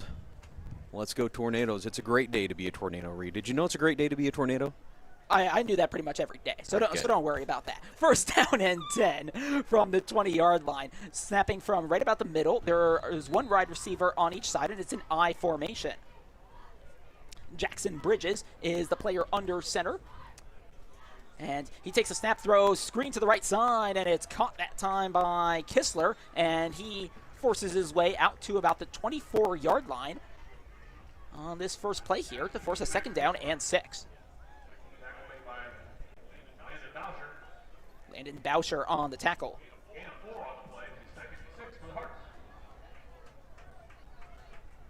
So Effingham lines up now, second down and 6. Now they're on the right hash, 2 wide receivers to the left, but a bit shallowly. And it's handed off right up the middle. Great job by the Taylorville defense to stuff that run and make sure that Effingham went nowhere on that play to force a 3rd down now. But again, the play up by the offensive line, defensive line, doing a fantastic job. That's what it's going to take tonight, Reed. Showing that intensity that Taylorville certainly need, as it is now 3rd down and 6 from the 24-yard line. They've got to get to the 30. 2 wide receivers on the wide side, 1 on the short, and 1 tight end as well on the right. In the gun, 1 in the backfield. Takes the snap, rolls to his left, looking for a target, and throws, and that was in some intense coverage. Maybe 3 players marking, as I think that was Maddox Owens, who looked like he was trying to make the interception, but can't hold on, and it brings up 4th down. Nearly intercepted, but again, keep up that effort, and eventually we'll get that. So it's 4th down, excuse me. 4th down and 6 as Effingham looks like they're about to punt. And Malik Pierce is back to receive.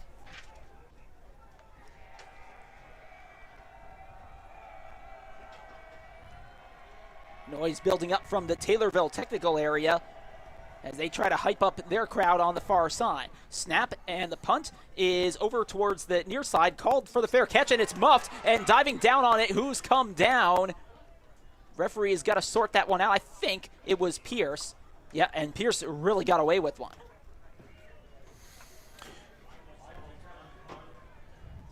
Well, Reed, let's see how the Taylorville Tornadoes open up the second half here.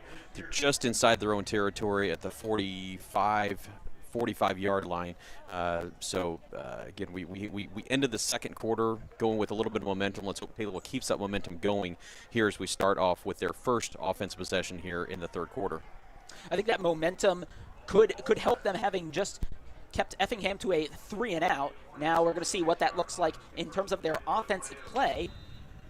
So it's 1st down and 10 from the right hash. 2 wide receivers on the wide side, 1 on the left, and 1 in the gun alongside Isaac Repsher. Handoff to the short side.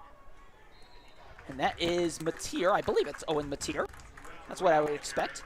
And never mind, I think that's Spencer Brown. So that is Spencer Brown, who makes a gain of 3 yards before he's taken down right about at the numbers at the 48-yard line. We've seen him sort of take over from that running back position in second halves of games, Spencer Brown. And that might just be the case here. So it's now 2nd and 7, again snapping from the right hash. 2 wide receivers on the wide side. Snap, and it's handed off again to Brown. He again goes to the right side, and he gets to about, I think they're going to give him the 49-yard line on the Effingham half of the pitch. So it is now 3rd down and about 5.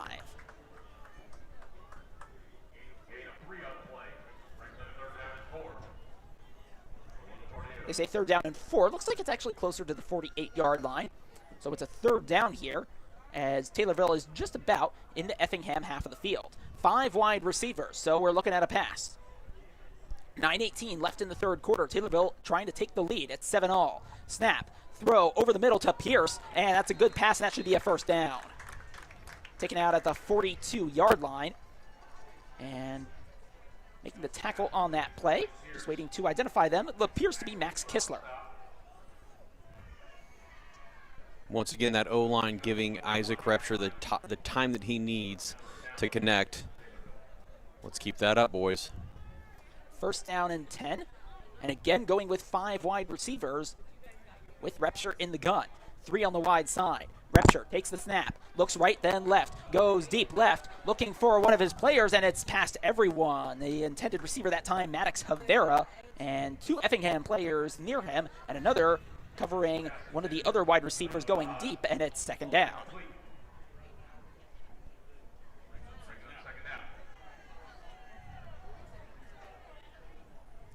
.8:41 left in the 3rd quarter, and it is 7-all between Taylorville and Effingham. Beautiful Friday night, clear, just the right amount of coolness in the temperature. I'm happy about that. So it is 2nd and 10 from the right hash. 2 wide receivers on the wide side, 1 on the short. Takes the snap from the gun, and the throw over the middle, and catch is made. getting across the 35-yard line and eventually taken out near the numbers on the near side at about the 33-yard line.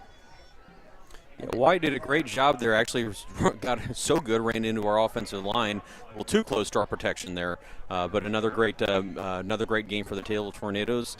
Third down now, 8:15 in the third quarter. It's all tied up at 7-7. A personnel change, it looks like, as I think it's Ben Pisoni that's come in at tight end. First time I've said his name in this game so far. 8 minutes left, and it's 7-all with Taylorville having 3rd and 3 from the 34-yard line, right hash. Quick instructions there, 4 seconds to get the snap away. They've got to go quickly, and they take the snap, and the whistle goes. I think they had called timeout, did Jeb Odom.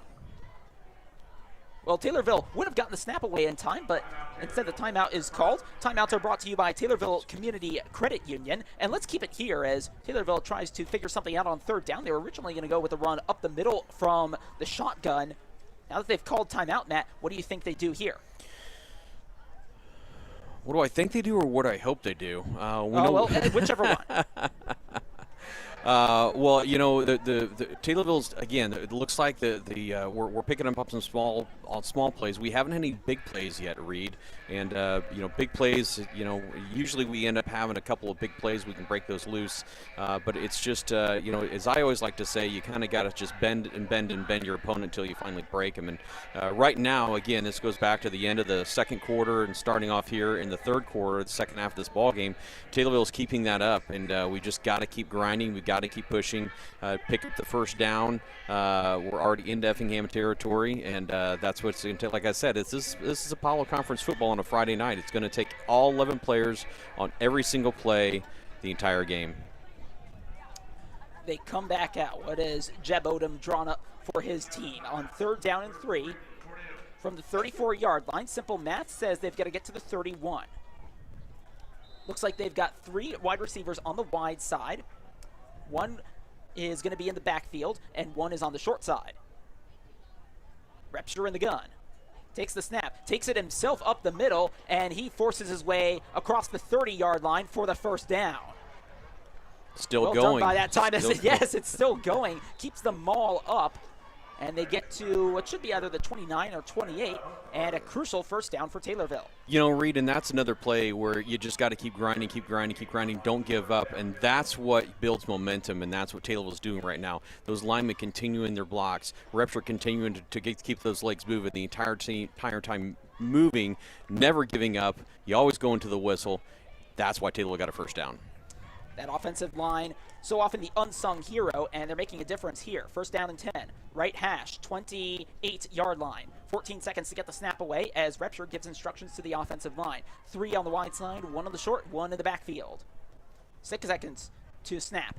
He takes the snap, again takes it himself. Just looked to cut a bit to the left side, taken down. And that tackle made for Effingham by number 23, DJ Latham. Looked like he was maybe looking for some room, considering where the Hearts defenders were on the left side. Doesn't find it and only gets 1 yard. Yeah, I think we may have got a missed block there that led to just Effingham getting in there a little quicker than we wanted them to get in there, but refs are trying to go off left tackle, and believes this was 2nd down, and again, Taylorville getting close to knocking on the door here.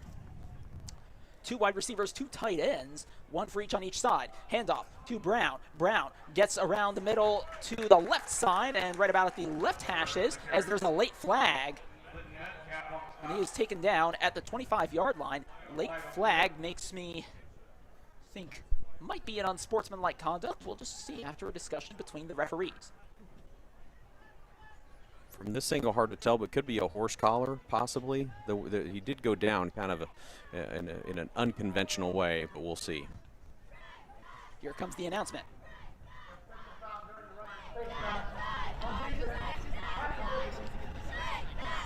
And it's half the distance to the goal line, so the other part of the body there, as it's a face mask. And I expect then that would bring Taylorville to the 14-yard line. Looks and like another costly flag when Effingham didn't need it most, but Taylorville does, and we'll take it, and puts us in the red zone. Into the red zone at the 13-yard line, and it's 1st down and 10 from the left hash. And whistles from the referee. Oh, they want the shot clock reset. They got the 40 seconds. It's now set, and we're good to go. One wide receiver on the wide side, one on the short, two in the backfield for Taylorville. Repshirt takes the snap. He drops back to throw, has some time, steps into the pocket, throws to the left, and incomplete. As it looked like there was a bit of contact there with Nolan Fearday on the coverage for Effingham. And it's 2nd down and 10.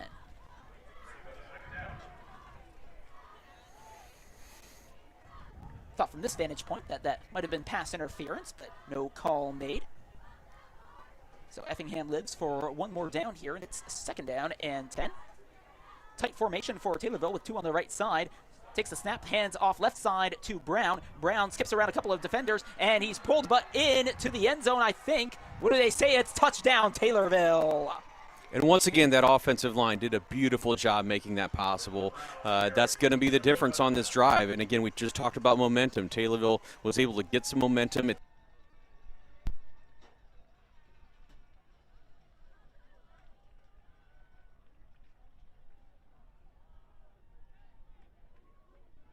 .13-7 kick to come as Brown makes that beautiful run on the left side. It's 14 yards.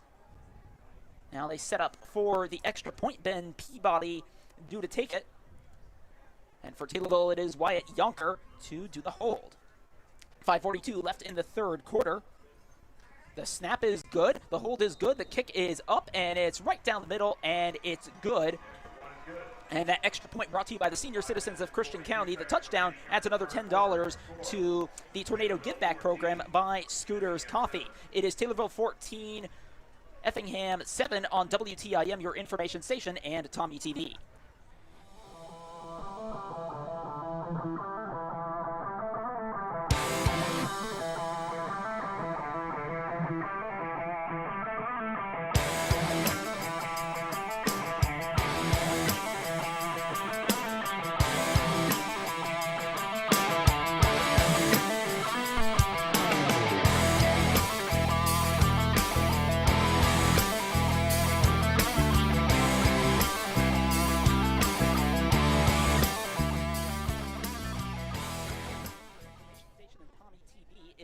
Tornado Football, and Taylorville now leads 14-7 after that 14-yard touchdown run by Spencer Brown.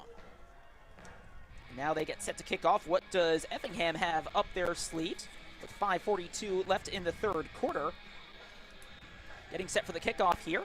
And a big thanks to Adam Vokes with Tommy TV and getting the visual feed up to us as the kickoff is short to the right side and it bounces out of bounds.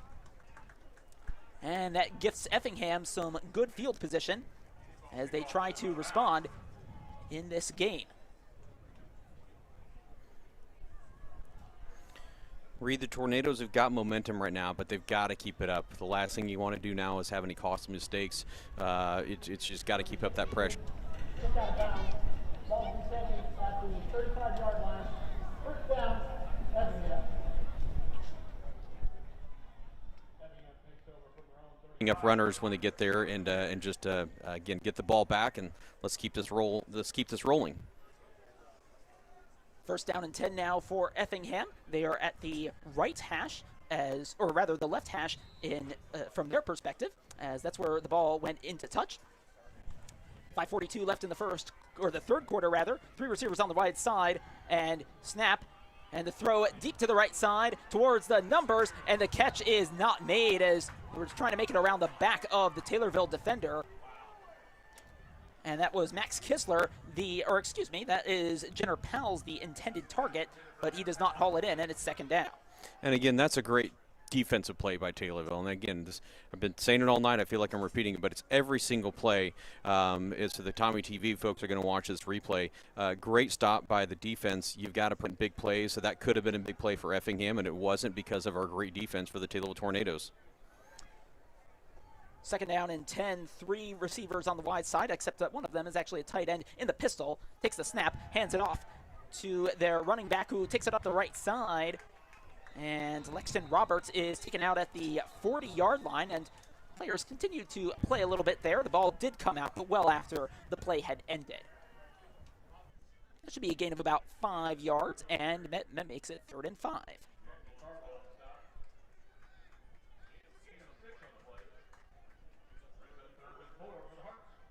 Never mind, 3rd and 4. Either way, it's 3rd down.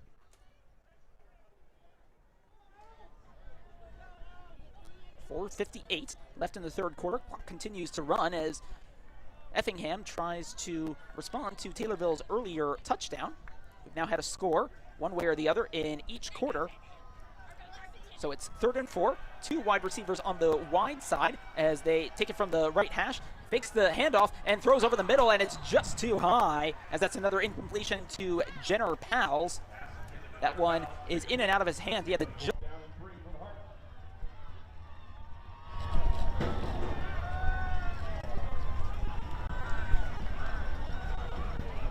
Again, another dropped pass by Effingham. But again, part of that's also just because of the pressure up front from our defensive line, forcing Effingham into plays that are a little more rushed than they want to be. And Taylorville's going to have the opportunity to get the ball back here on 4th down off the Effingham punt. 4:37 left in the 3rd quarter as Effingham does get ready to punt. Malik Pierce is back to return the punt. And a couple extra steps as the punt is then taken. He calls for a fair catch and this time hauls it in safely at the 36-yard line. So Taylorville takes over, and this time they have the lead and could potentially add to it with some good play. Taylorville's playing good football right now. They're playing disciplined football, not making mistakes, everybody playing together, getting that extra block, grinding it out, and that's what Taylorville's got to continue to do, Reed, to win this ball game. Effingham is good. Effingham's not going to back down. They're not going to go away. They want this game just as badly as the Taylorville Tornadoes do. But Taylorville right now is finding a way to work together as a team, grind it out. Blocking up front is doing fantastic. Let's give Repshire time. Let's get the receivers the time to get the ball. Let's get our running backs holes and keep the momentum going. 1st down and 10 now for Taylorville. They snap right from the middle. And there's 1 wide receiver on each side and 1 in the backfield with Repshire. Snap and hand it off to Brown as a flag comes out in the backfield. Just about no gain on the play, but we'll have to check the flag. Referee getting ready to make an announcement. Let's find out.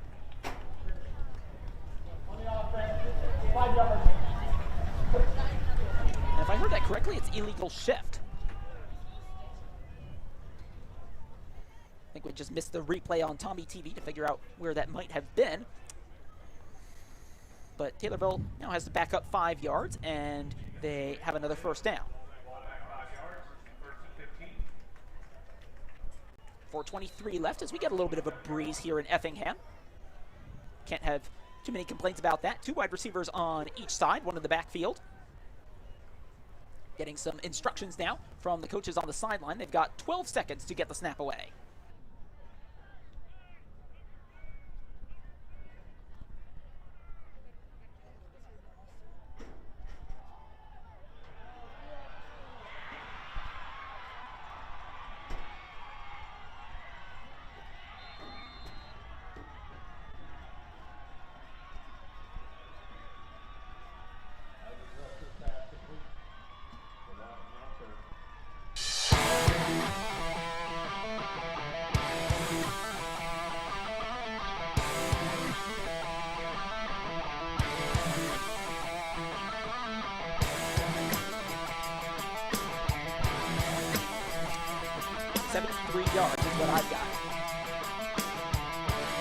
But momentum, and that's what Taylorville just did, and it lets them add to the score here in Effingham.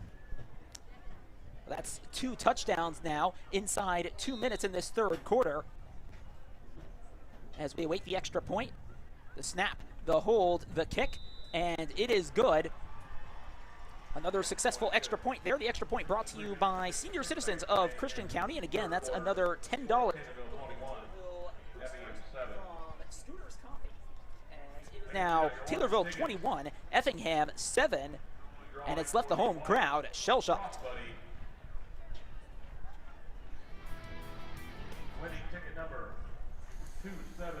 We've talked all game about grit and about keeping it going in this game. Of course, as you go on, players get a little bit tired. We'll see how that affects them. And I think this is an opportunity really to see what this Taylorville team is made of as you get into the meat of the season. Yeah, and that's again that comes from everybody working together. I mean, and that's what Taylorville football is. It's all 11 guys working on every single play, and it's but we've got to keep this up. It's still the third quarter. Effingham's not going to stop. Effingham's going to try to find an answer for this, but right now Taylorville is doing well, and let's keep up that great effort, boys, on both sides of the ball, all the way from the front to every single player. But right now, the Tornadoes are carrying the momentum. Let's keep the momentum going. Kickoff now from the left hash, and that's over towards the numbers on that same side. Catch is made as they run toward the sideline, and now along the sideline as Taylorville's going to wrap them up, and a pair of them do right at about the 30-yard line. So Effingham maybe with a bit of promising field position as it's now 1st down and 10 with 3:49 left in the third quarter.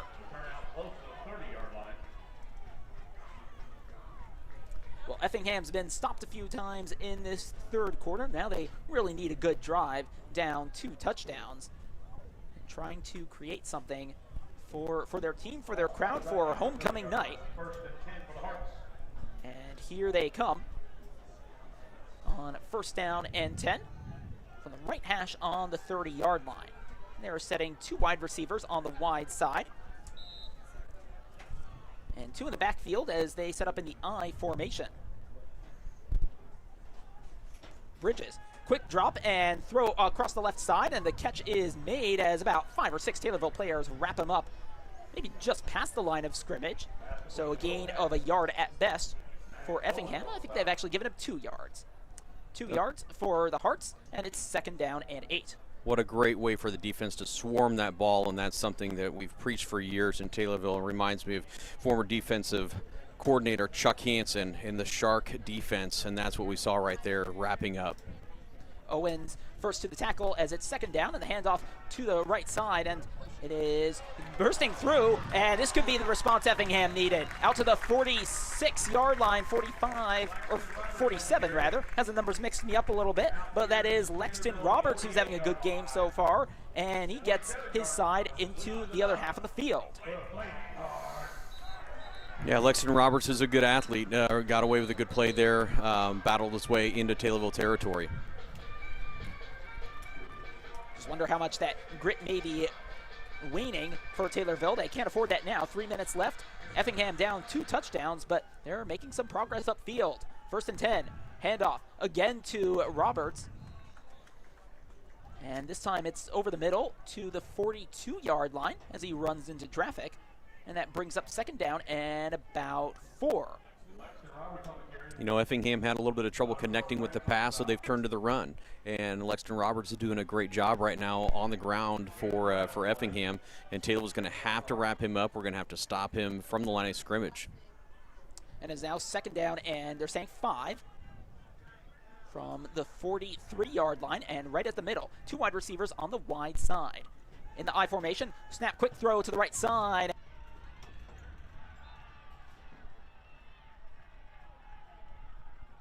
As Taylorville is quick to it, getting a pair of tacklers on him. Yeah, again, great defense, way to swarm to the football. Taylorville got there, minimal gain, and it sets up a 3rd down now with Taylorville on top, 21-7, with just under 2 minutes to play here in the third quarter. So the defense can keep it up here on 3rd down. Landon Patterson making the tackle. 2nd time in this game we've seen someone get off a block to then make a tackle, as it is now 3rd down and 8. And Bridges in the gun with 2 wide receivers on the wide side, which is the left, and 1 on the short side. Takes the snap, rolls out to the left, and turns as he's going to throw towards the sideline, and the catch is made but outside of the confines of the pitch. So it's incomplete, and it's 4th down and 8 with 1:26 left in the third quarter. We'll see what Effingham does here. 4th down and 8, so they are going to send the punt team out here and try to pin Taylorville back deep with 1:26 left to go in the third quarter. Taylorville up 21-7. Let's get the ball back, and hopefully we can continue that momentum here in the third quarter.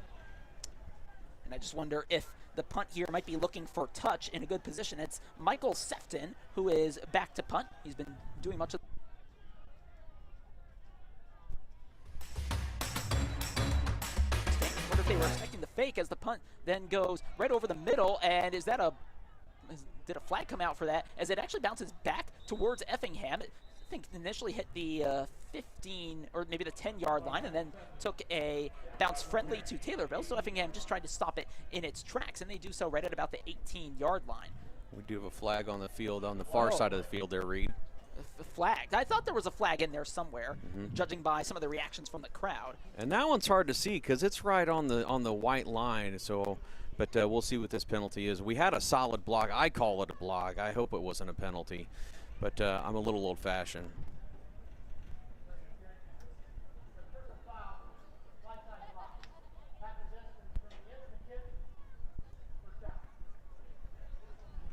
We didn't have that call in 1994, Reed, I can tell you that. But it's 2025, and that's the call, and it'll go against the Tornadoes, unfortunately. They do still get the first down as it happened after the punt. So that changes possession and gives Taylorville the ball. Waiting to determine the exact spot here. I think they're giving them the 10-yard line, maybe the 9. We're at a bit of an angle for this view here, so that actually puts Taylorville back in close to their own end zone with 1:17.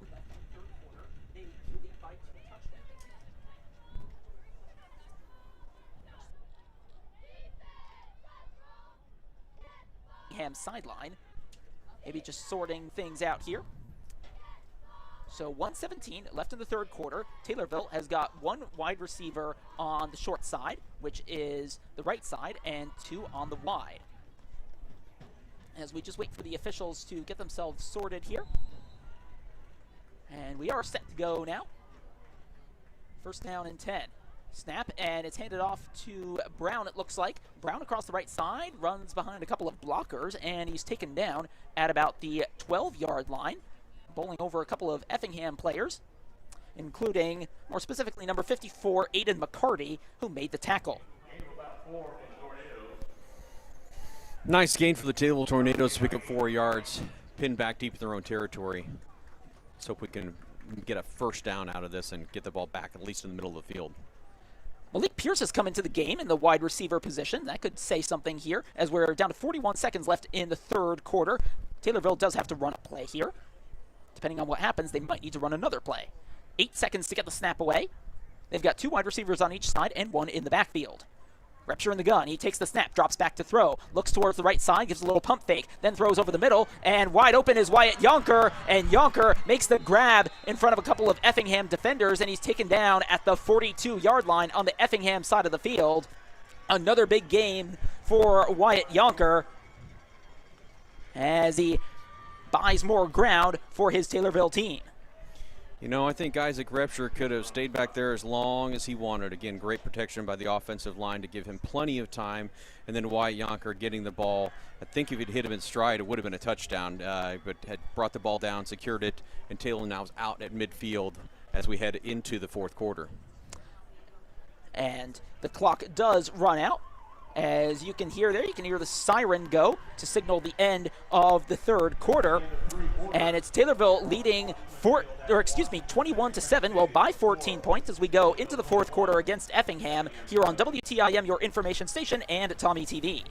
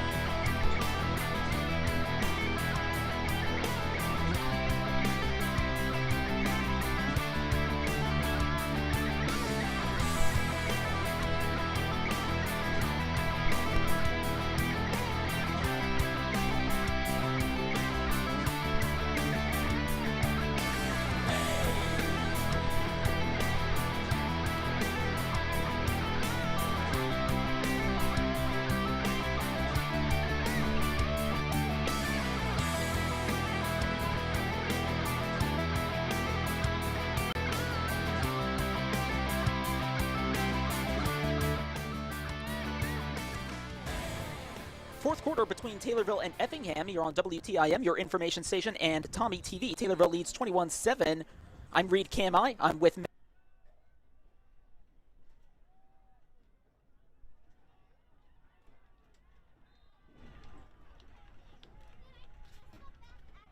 pause of 10 seconds for station identification on WTIM, your information station.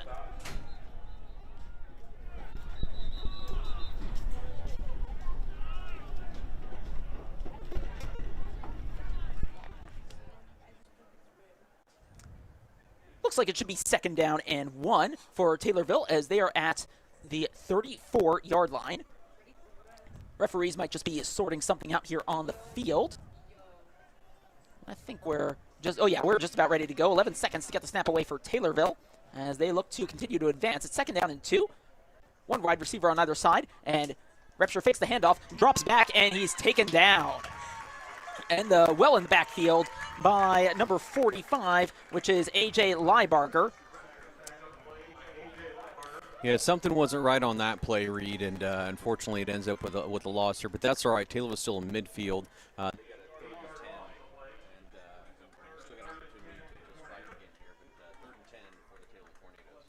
11:05 left in the fourth quarter, and now it's 3rd and 10. They're back to the original line of scrimmage as there are trips on the left side for Isaac Repsher. He's back in the gun, takes the snap, drops back, throws, has time, looks to the left and goes deep, and there's coverage, and the pass is incomplete as Blake Ladage was the intended target for Taylorville.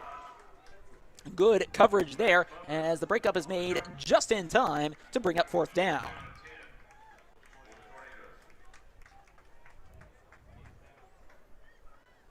And now Taylorville looks like they'll bring out the punt team and have an opportunity to pin Effingham back deep. Let's hope they do. We're in the fourth quarter. Just under 11 minutes to go, 10:50 to go in the fourth quarter, and Taylorville is going to have to punt it away on 4th down. And it was a similar situation for Effingham last time out, actually on this end of the pitch, with them going in that direction. That's a high snap, and it's gathered. Now he has to run, does Ladage. He goes to the right side, back at his own 40-yard line, still going around, and eventually taken down at the 42-yard line, and it just all went wrong there for Taylorville, really in the last few plays, as the punt went over his head. He tried to stop it before it got away. I think it just got on the ground at that point, just had to run around with it. Yeah. And it's a turnover on downs. Yeah, Ladd has tried to make the most of it. A high snap that the Tommy TV viewers will see here, but he does get a good job of picking up the ball and at least making sure that Effingham didn't get the ball and try to turn it into something bigger than it was. So we're still about the middle of the field. We'll now be on Taylor will be on their own 41-yard line as we have 10 minutes and 37 seconds left now in the ball game with Taylorville up 21-7. Let me quickly remind you of our sponsors, McDonald's in Taylorville, where I'm loving it, and they love the Tornadoes. Also, the senior citizens of Christian County, Taylorville Community Credit Union, Nicole Patrick and Country Financial, and Scooters Coffee. 1st down and 10 for Effingham at the opposing 41-yard line. Pistol formation, 2 wide receivers on the wide side. Snap to happen from the left hash. Snap is a low one. Fake handoff, right side throw. Catch is made by Starkey. Starkey's still going, and he steps out of bounds at the 29-yard line.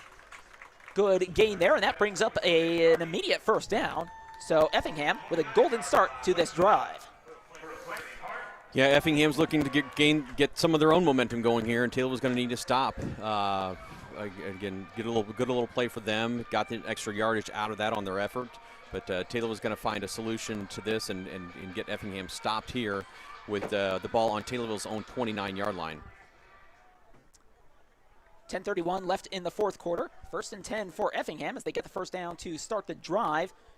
Another pistol formation, 2 wide receivers on the wide side. Takes the snap, fakes the handoff, has time to throw, throws over the middle, and that's a good pass and a catch and a touchdown for Effingham. Max Kistler making the grab. It's a 29-yard touchdown, and Effingham comes within 1 score kick to come. Yeah, and Effingham just found a way to get away from our corner and just got enough separation to get the ball and get 6. And again, like I just said, Effingham was looking for momentum, and they've now got it. And so Taylor was going to have to.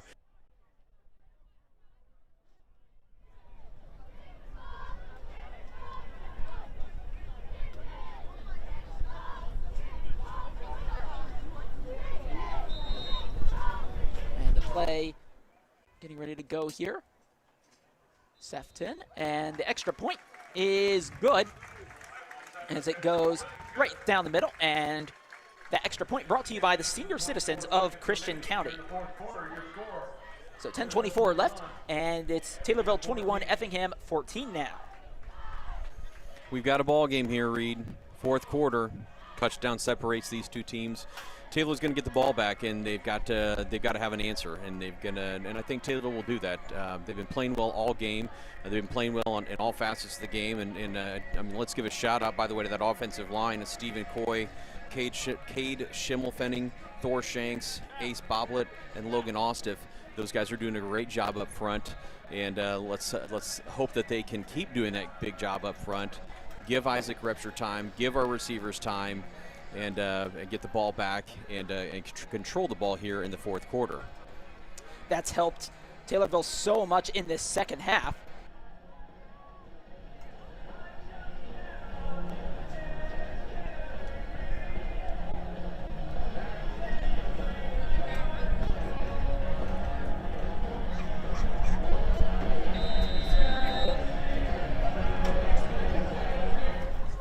Certainly in the game itself. There goes the kickoff, and it's on the left side as going up the middle and getting actually a decent return there is Taylorville, and more specifically Spencer Brown, who's had a good second half in terms of the running game, now picking up some more all-purpose yards for Taylorville, and it's 1st and 10 at the 33-yard line with 10:17 left in the game.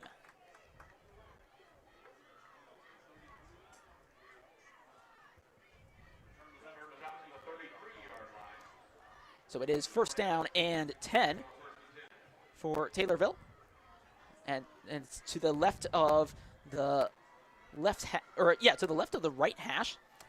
There are 2 wide receivers on either side and 1 player in the backfield with Isaac Repture in the gun. Waiting for some instructions. He's got some time for that though. All of the Taylorville coaches not too far from the line of scrimmage, as you'd expect. Snap. Drops back, has time to throw to the right side, and the throw just a little bit too high. Getting some hands on it. That's something that we've seen both quarterbacks struggle with in this game, just overthrowing their receivers a little bit and making it difficult for them to make those grabs.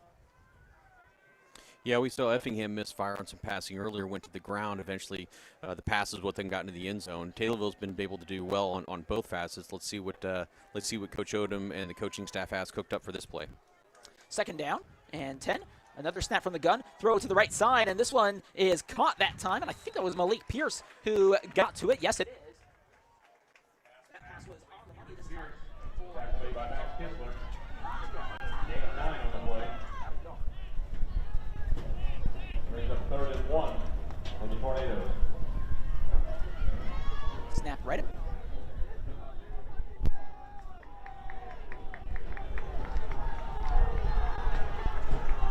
Lead. Well, they could grow it here, and it's a quarterback sneak as they still going is Repture. He escapes from the maul and reaches the 40-yard line. I've never seen anything like that from what initially looked like just a quarterback sneak, and he gets to the 41, and it's easily a Taylorville 1st down. And that, Reed, is smash mouth Taylorville football. We're in the fourth quarter on a Friday night. We got to control the ball, and Repture did a great job of doing just that, grinding it out with help from the offensive line and our receivers blocking downfield as well. 1st and 10 now from the opposing 41-yard line. 9:13 left in the game. 1 wide receiver on either side. Repture again in the gun. He's got a halfback and a fullback. Takes the snap, hands it to the halfback, who it looks like is now Owen Mateer, I think, as he's forced back. He'll get the forward progress. So Mateer back in the game. He's getting some more action for his team. And I'll tell you what, Matt, maybe Taylorville actually heard your long pregame discussion while we were sorting out our technical problems. You were talking a lot about the smash mouth football.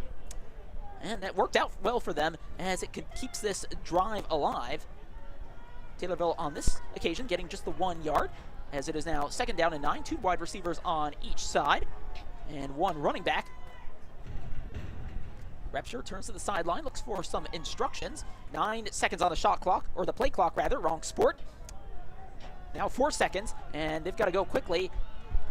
Running out of time, they get the snap away just in time. Throw to the right side is caught by Pierce as he then gets around about 4 yards after the catch, and enough then for the first down as he goes out of bounds at the 28-yard line. 8:11 left in the ball game, Reed. We got a 7-point lead, 21-14 over Effingham, and Taylorville's marching right now. And again, it's because of that effort from every single player on the field, from the O-line to the receivers to the backs, the quarterback. Let's keep it going, boys. 8:11 left as the ball went out of bounds there. So first and 10 now, getting some more instructions. 15 seconds to get the snap away. Taylorville flirting a bit with the play clock in some of the recent plays. He takes the snap. Repsher goes himself right up the middle. That's worked out well for Taylorville in this game. It does here as well as he gets taken down at the 21-yard line. Making the stop that time is Chase Smith for Effingham. You know, Isaac Repsher can throw the ball, but we know he can run the ball too. And you talked to you talked to his father and his uncles, who were great runners of that football as well. And I'm sure they've have been practicing for many years. But right now, that's been the difference in this ball game. And let's keep the drive going. 7:40 left in the game. Taylorville still marching. It's at the 22-yard line. It looks like getting more instructions from the Taylorville bench. 10 seconds to get the snap away. Now less. 2 wide receivers right, 2 left. Takes the snap, goes over the middle, and he has some room to run. Still going at the 10, gets down to the 10-yard line, actually a little bit past it maybe, as he's eventually wrapped up by a couple of Effingham players. And that should be first and goal. Another great run by Isaac Repsher, and again, more great movement by that offensive line. And more importantly, the clock continues to run, and Taylorville now is inside the 10-yard line, and they're knocking on the door. Let's finish it off. Well, it'll run once they get the ready for play signal with them having achieved the first down, but either way it is first and goal. Now there are 3 wide receivers on the wide side as Effingham crowd here trying to maybe add a little bit of pressure. We feel the vibration here in the press box. First and goal. Repsher takes the snap, looks to the right side, and that should be pass interference. Oh, it's not. There was clearly a pull. No, there it comes. Yeah. There it is. Yeah, there was clearly a pull of the shirt. Just testing you, Reed. Just testing you. Well, it's the officials who clearly were. Maybe they just needed a moment to decide. Sometimes, I called it first. Sometimes it's hard to get that hanky out of the pocket. But yeah, this will be pass interference.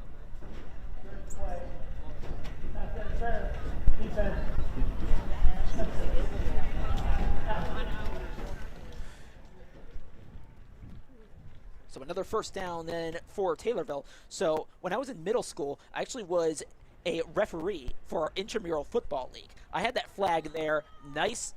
You know, it was out a little bit, so I was able to throw it nice and high, and it was nice and easy. So I think it's not too difficult, but that's just me. First and goal again for Taylorville. They're now at the 5-yard line. More instructions then, but Taylorville's got some time to.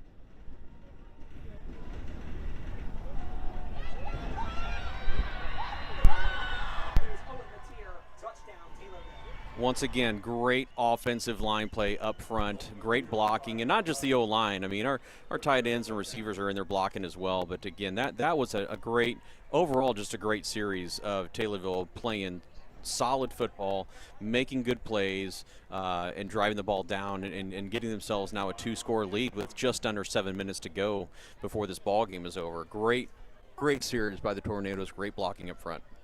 A lot for those coaches to be happy about as they line up now for the extra point due Taylorville. I think that's taking it is Ben Peabody. Yep, Ben Peabody. The snap, the hold, the kick, and it is good. And that extra point brought to you by the senior citizens of Christian County. Also another $10 from Scooter's Coffee going to the Taylorville Boosters through their Tornado Give Back program. So with 6:59 left in the fourth quarter, it's Taylorville leading Effingham by 28 points to 14.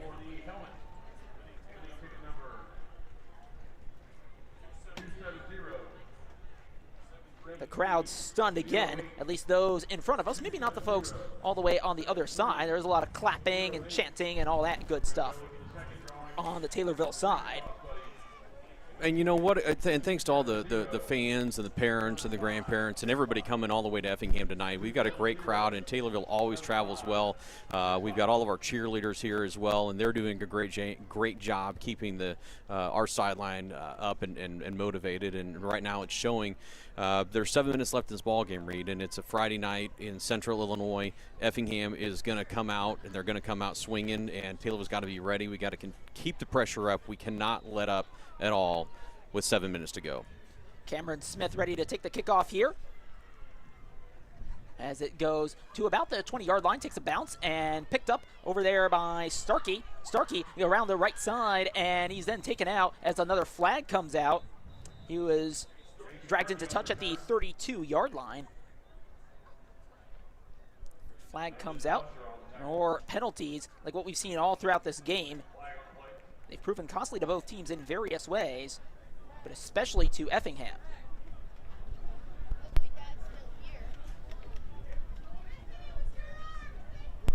Waiting the decision.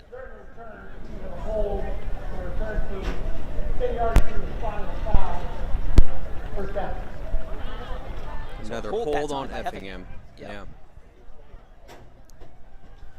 And once again, Reed, it's not only the penalties, and Effingham, unfortunately for them, has had quite a few, but they're coming at just really bad times for them.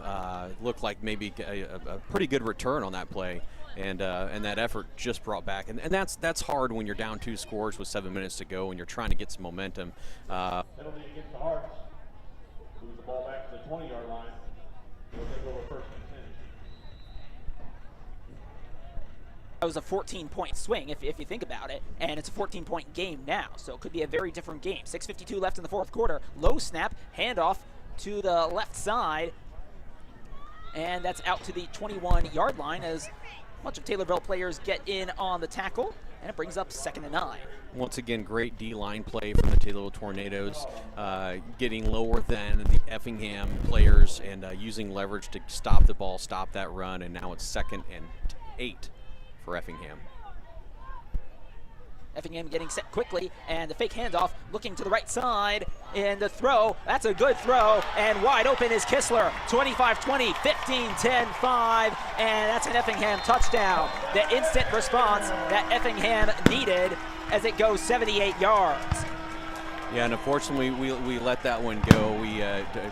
You're going to see one of our DBs turn the wrong way, get caught up just a little bit, and that's going to be the difference, and it allows Effingham to get all the way away from there and leaves a man wide open. And it's a big play, but that's what Effingham needed at this point, and like I just said 2 minutes ago, Effingham is going to come out swinging, and they swung hard on that one and ended up with a touchdown and pull within 1 score with a little over 6 minutes remaining.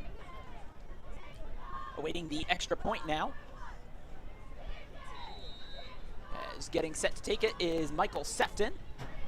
He's been successful all throughout this game so far. Snap, hold, kick, and it's just a bit in the left direction, but still good. And that extra point is brought to you by the senior citizens of Christian County. And with 6:16 left in the game, it is Taylorville 28, Effingham 21. And again, we've got ourselves a ball game. Everything that you and I, Matt Hart, expected going into this game. These two teams so evenly matched. They deliver so much entertainment when they face off each and every time. We're getting exactly that this evening in Effingham. Yeah, and a lot of times these kind of games end up with who's got the ball last. So Taylor's going to get the ball back with 6:16 left in the game. They're up a score, but they've got to, just like the last drive, they've got to grind things out. They got to make good plays, avoid mistakes, and Taylorville can do that. But again, you got to play the whole game. You got to play hard-nosed.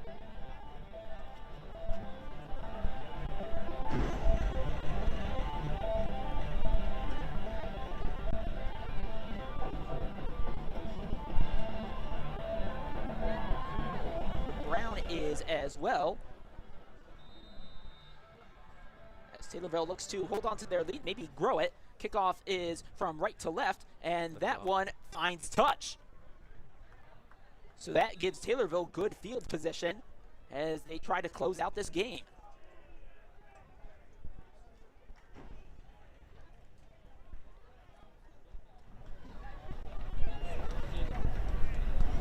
So Matt, now with Taylorville in in a position where they've got the lead at this point, really just trying to run out the clock and maybe get another score. You know, what do you expect now from the play calling? Well, I expect smash mouth football. That's what you got to do. You can't let your guard down. You can't try to run the clock out at this point. You got to run the plays, and you got to keep grinding. And let's see if Taylorville can keep grinding.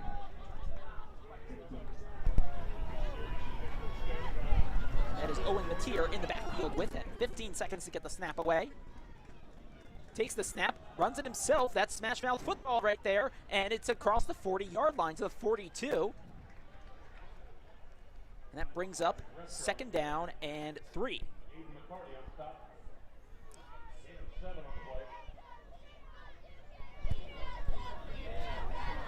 Taylorville going quickly.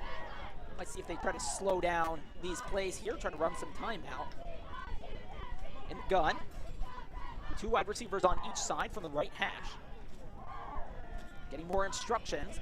That's been the case a lot this second half, so I don't know if there's any sort of disconnect between quarterback and coaches, or they're just surveying this Effingham defense.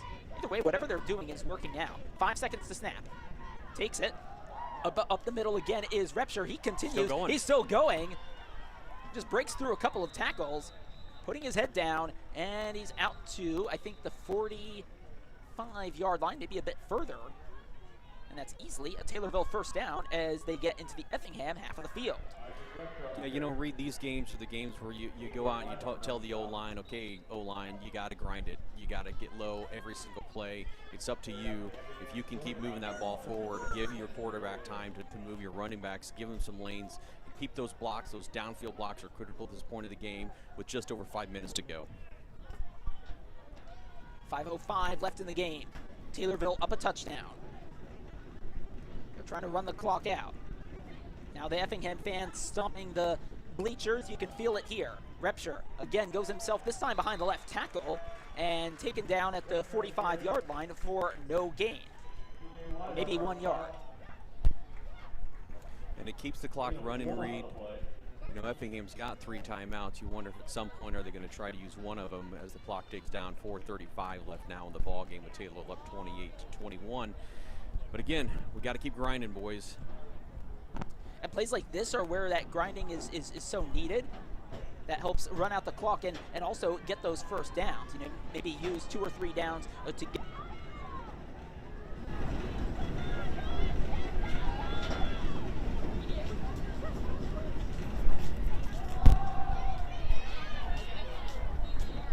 He's taken down at the 45 or 40-yard line.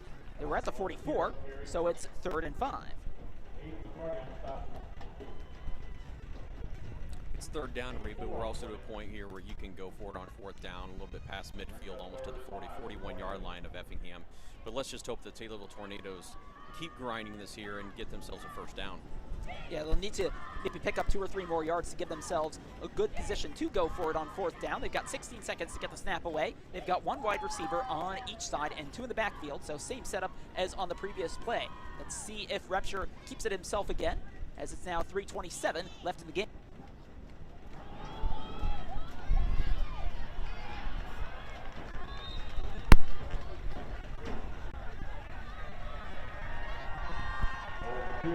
Tornado smash mouth football. Keep those legs going. Keep those legs grinding. You keep going into the whistle. You know, we preach downfield blocks all the time for the offensive line, and right now the Taylorville offensive line is doing their job. I think that was Wade Busher there on the tackle. So it's 1st down and 10 for Taylorville, and a flag, and then I think that's a false start. Yep.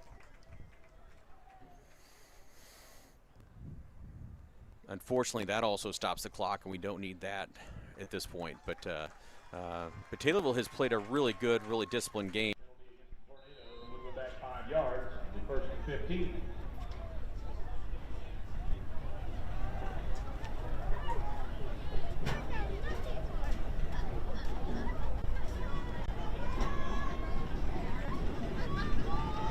Handoff, and that's a high tackle right over the middle for no gain as Mateer is stopped at the line of scrimmage.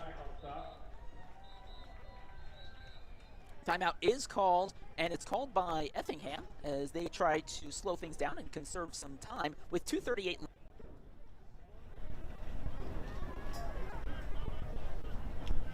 second down. And that's right, so the penalty brought them back, so it's second down and, yeah, just about 15. Taylorville still trying to run out the clock here. It's 2:44 left in the game. They're still relying on the run game that has been so good for them throughout this game, is certainly in the second half, and we've seen Isaac Repsher really come alive with it on some of these plays. That's what's helped keep this drive alive late in the fourth quarter as Taylorville tries to secure their second win of the season. Yeah, you know, Isaac's had some great passes, and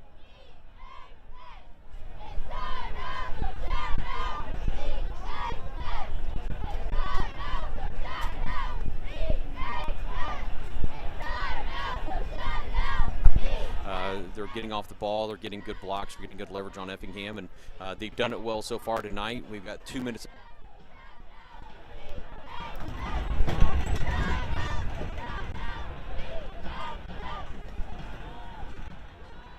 Let's keep the ball rolling here, boys, and let's get a first down. Remember, no 2-minute warning, no 2-minute timeout in high school football, so it's just the 2 timeouts that Effingham has to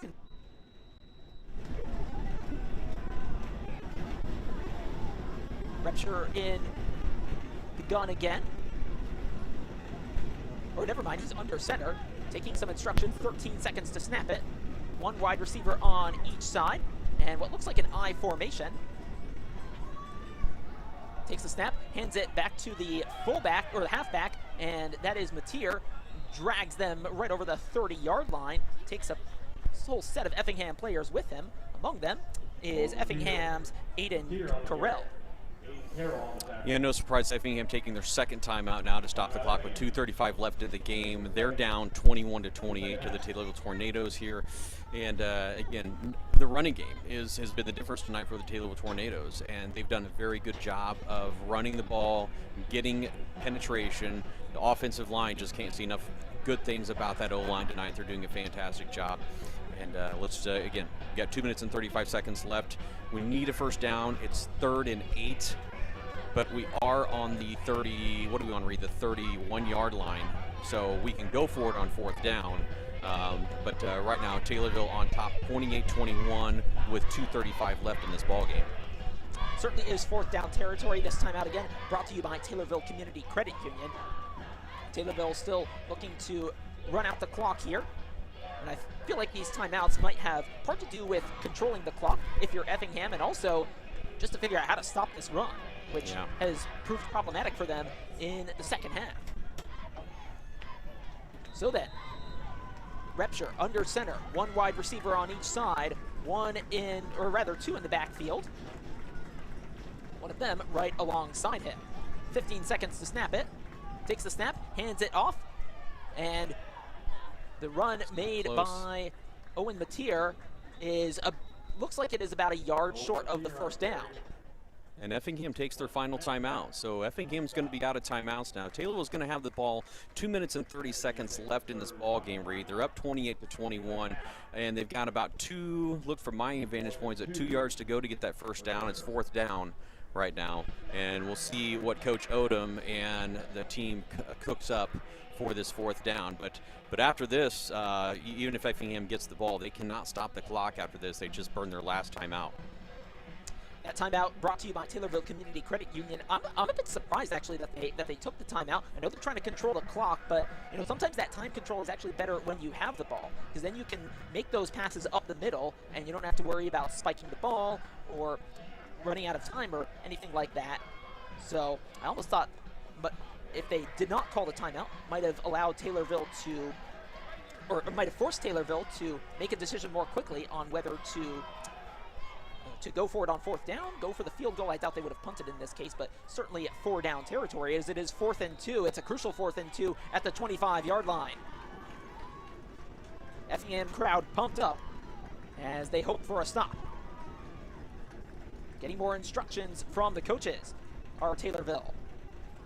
1 wide receiver on each side, similar formation. It's a quarterback sneak, going for it, depends on the spot. The referee signals time off. Matt, you think it's a first down? The spot from my angle looks like he's past that first down mark, but we'll see where they actually spot the ball. 2:27 left in the game. They are saying first down. That's a huge first big down. Decision. Big first down for the Taylorville Tornadoes. So now 2:27 left in the ball game. Effingham cannot stop the clock, and Taylorville is going to hopefully run this thing out. We got to continue to run the ball, but then also we got to take care of that football as well, and that's what Taylorville's doing. And as many of the Effingham folks now in the stands, not happy with what looks like the outcome is going to be. They're already starting to get up and pull up out of their seats. But Taylorville's got 2 minutes and 2 minutes and 7 seconds now to finish this game off. And now they're actually in the kneeling formation. Just focused on running out the clock here. Now this would just about run out time. They might need to run one more play on 4th down where they would just pretty much run around and stop the clock here, but certainly looks like. And now we're actually just seeing on Tommy TV, it looks like one person might have encroached for Effingham. Don't know if the official spotted it. Not sure what that would have done really for Taylorville as they still run out the clock, and actually looking at how long it's taken to spot the ball, I think Taylorville should just be able to run kneel downs here. Yep, there's another knee, 1:17 left, and the match should work out in their favor. I'm so used to there being a 2-minute warning or a 2-minute timeout where you have that and then you kind of have to work from there to figure out if you can just kneel it out the rest of the way. But we're seeing the feet. And I don't think the Taylorville fans will be in too much of a hurry to leave after this one. 49 seconds. I think they should just need one more kneel down. Yeah, just got to get it under the 40 and we can kneel it down and walk away with a victory here in Effingham, and a well-earned victory, Reed. And again, I just want to give complete credit to that offensive line and everybody on the Taylorville, both sides of the ball, playing great football. We said this at the very top of the game. Taylorville's got to play a great game. They got to play as few mistakes as possible. Again, I'll quote the great coach Scott Albertson, who said the team that makes the fewest mistakes normally wins, and that proved to be the point tonight for Taylorville. They walk away with a 28-21 victory over the Effingham Hearts. And well done indeed by Taylorville. They win it 28-21 over Effingham here on this homecoming night in Effingham. There goes the time as it officially expires, and that seals the win for Taylorville. Well, stay tuned because we're going to recap this game here and present to you the Nicole Patrick Country Financial Player of the Game. That's all coming up after this break here on WTIM, your information station, and Tommy TV.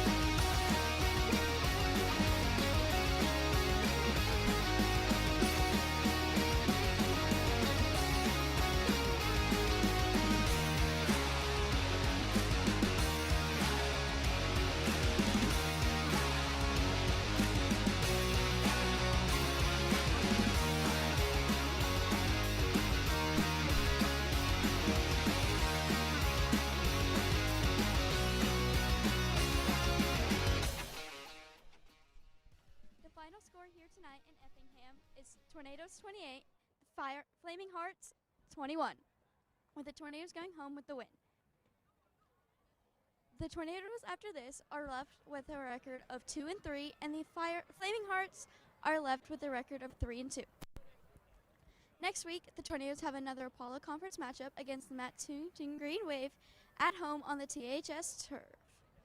Have a great night, Tornado Nation.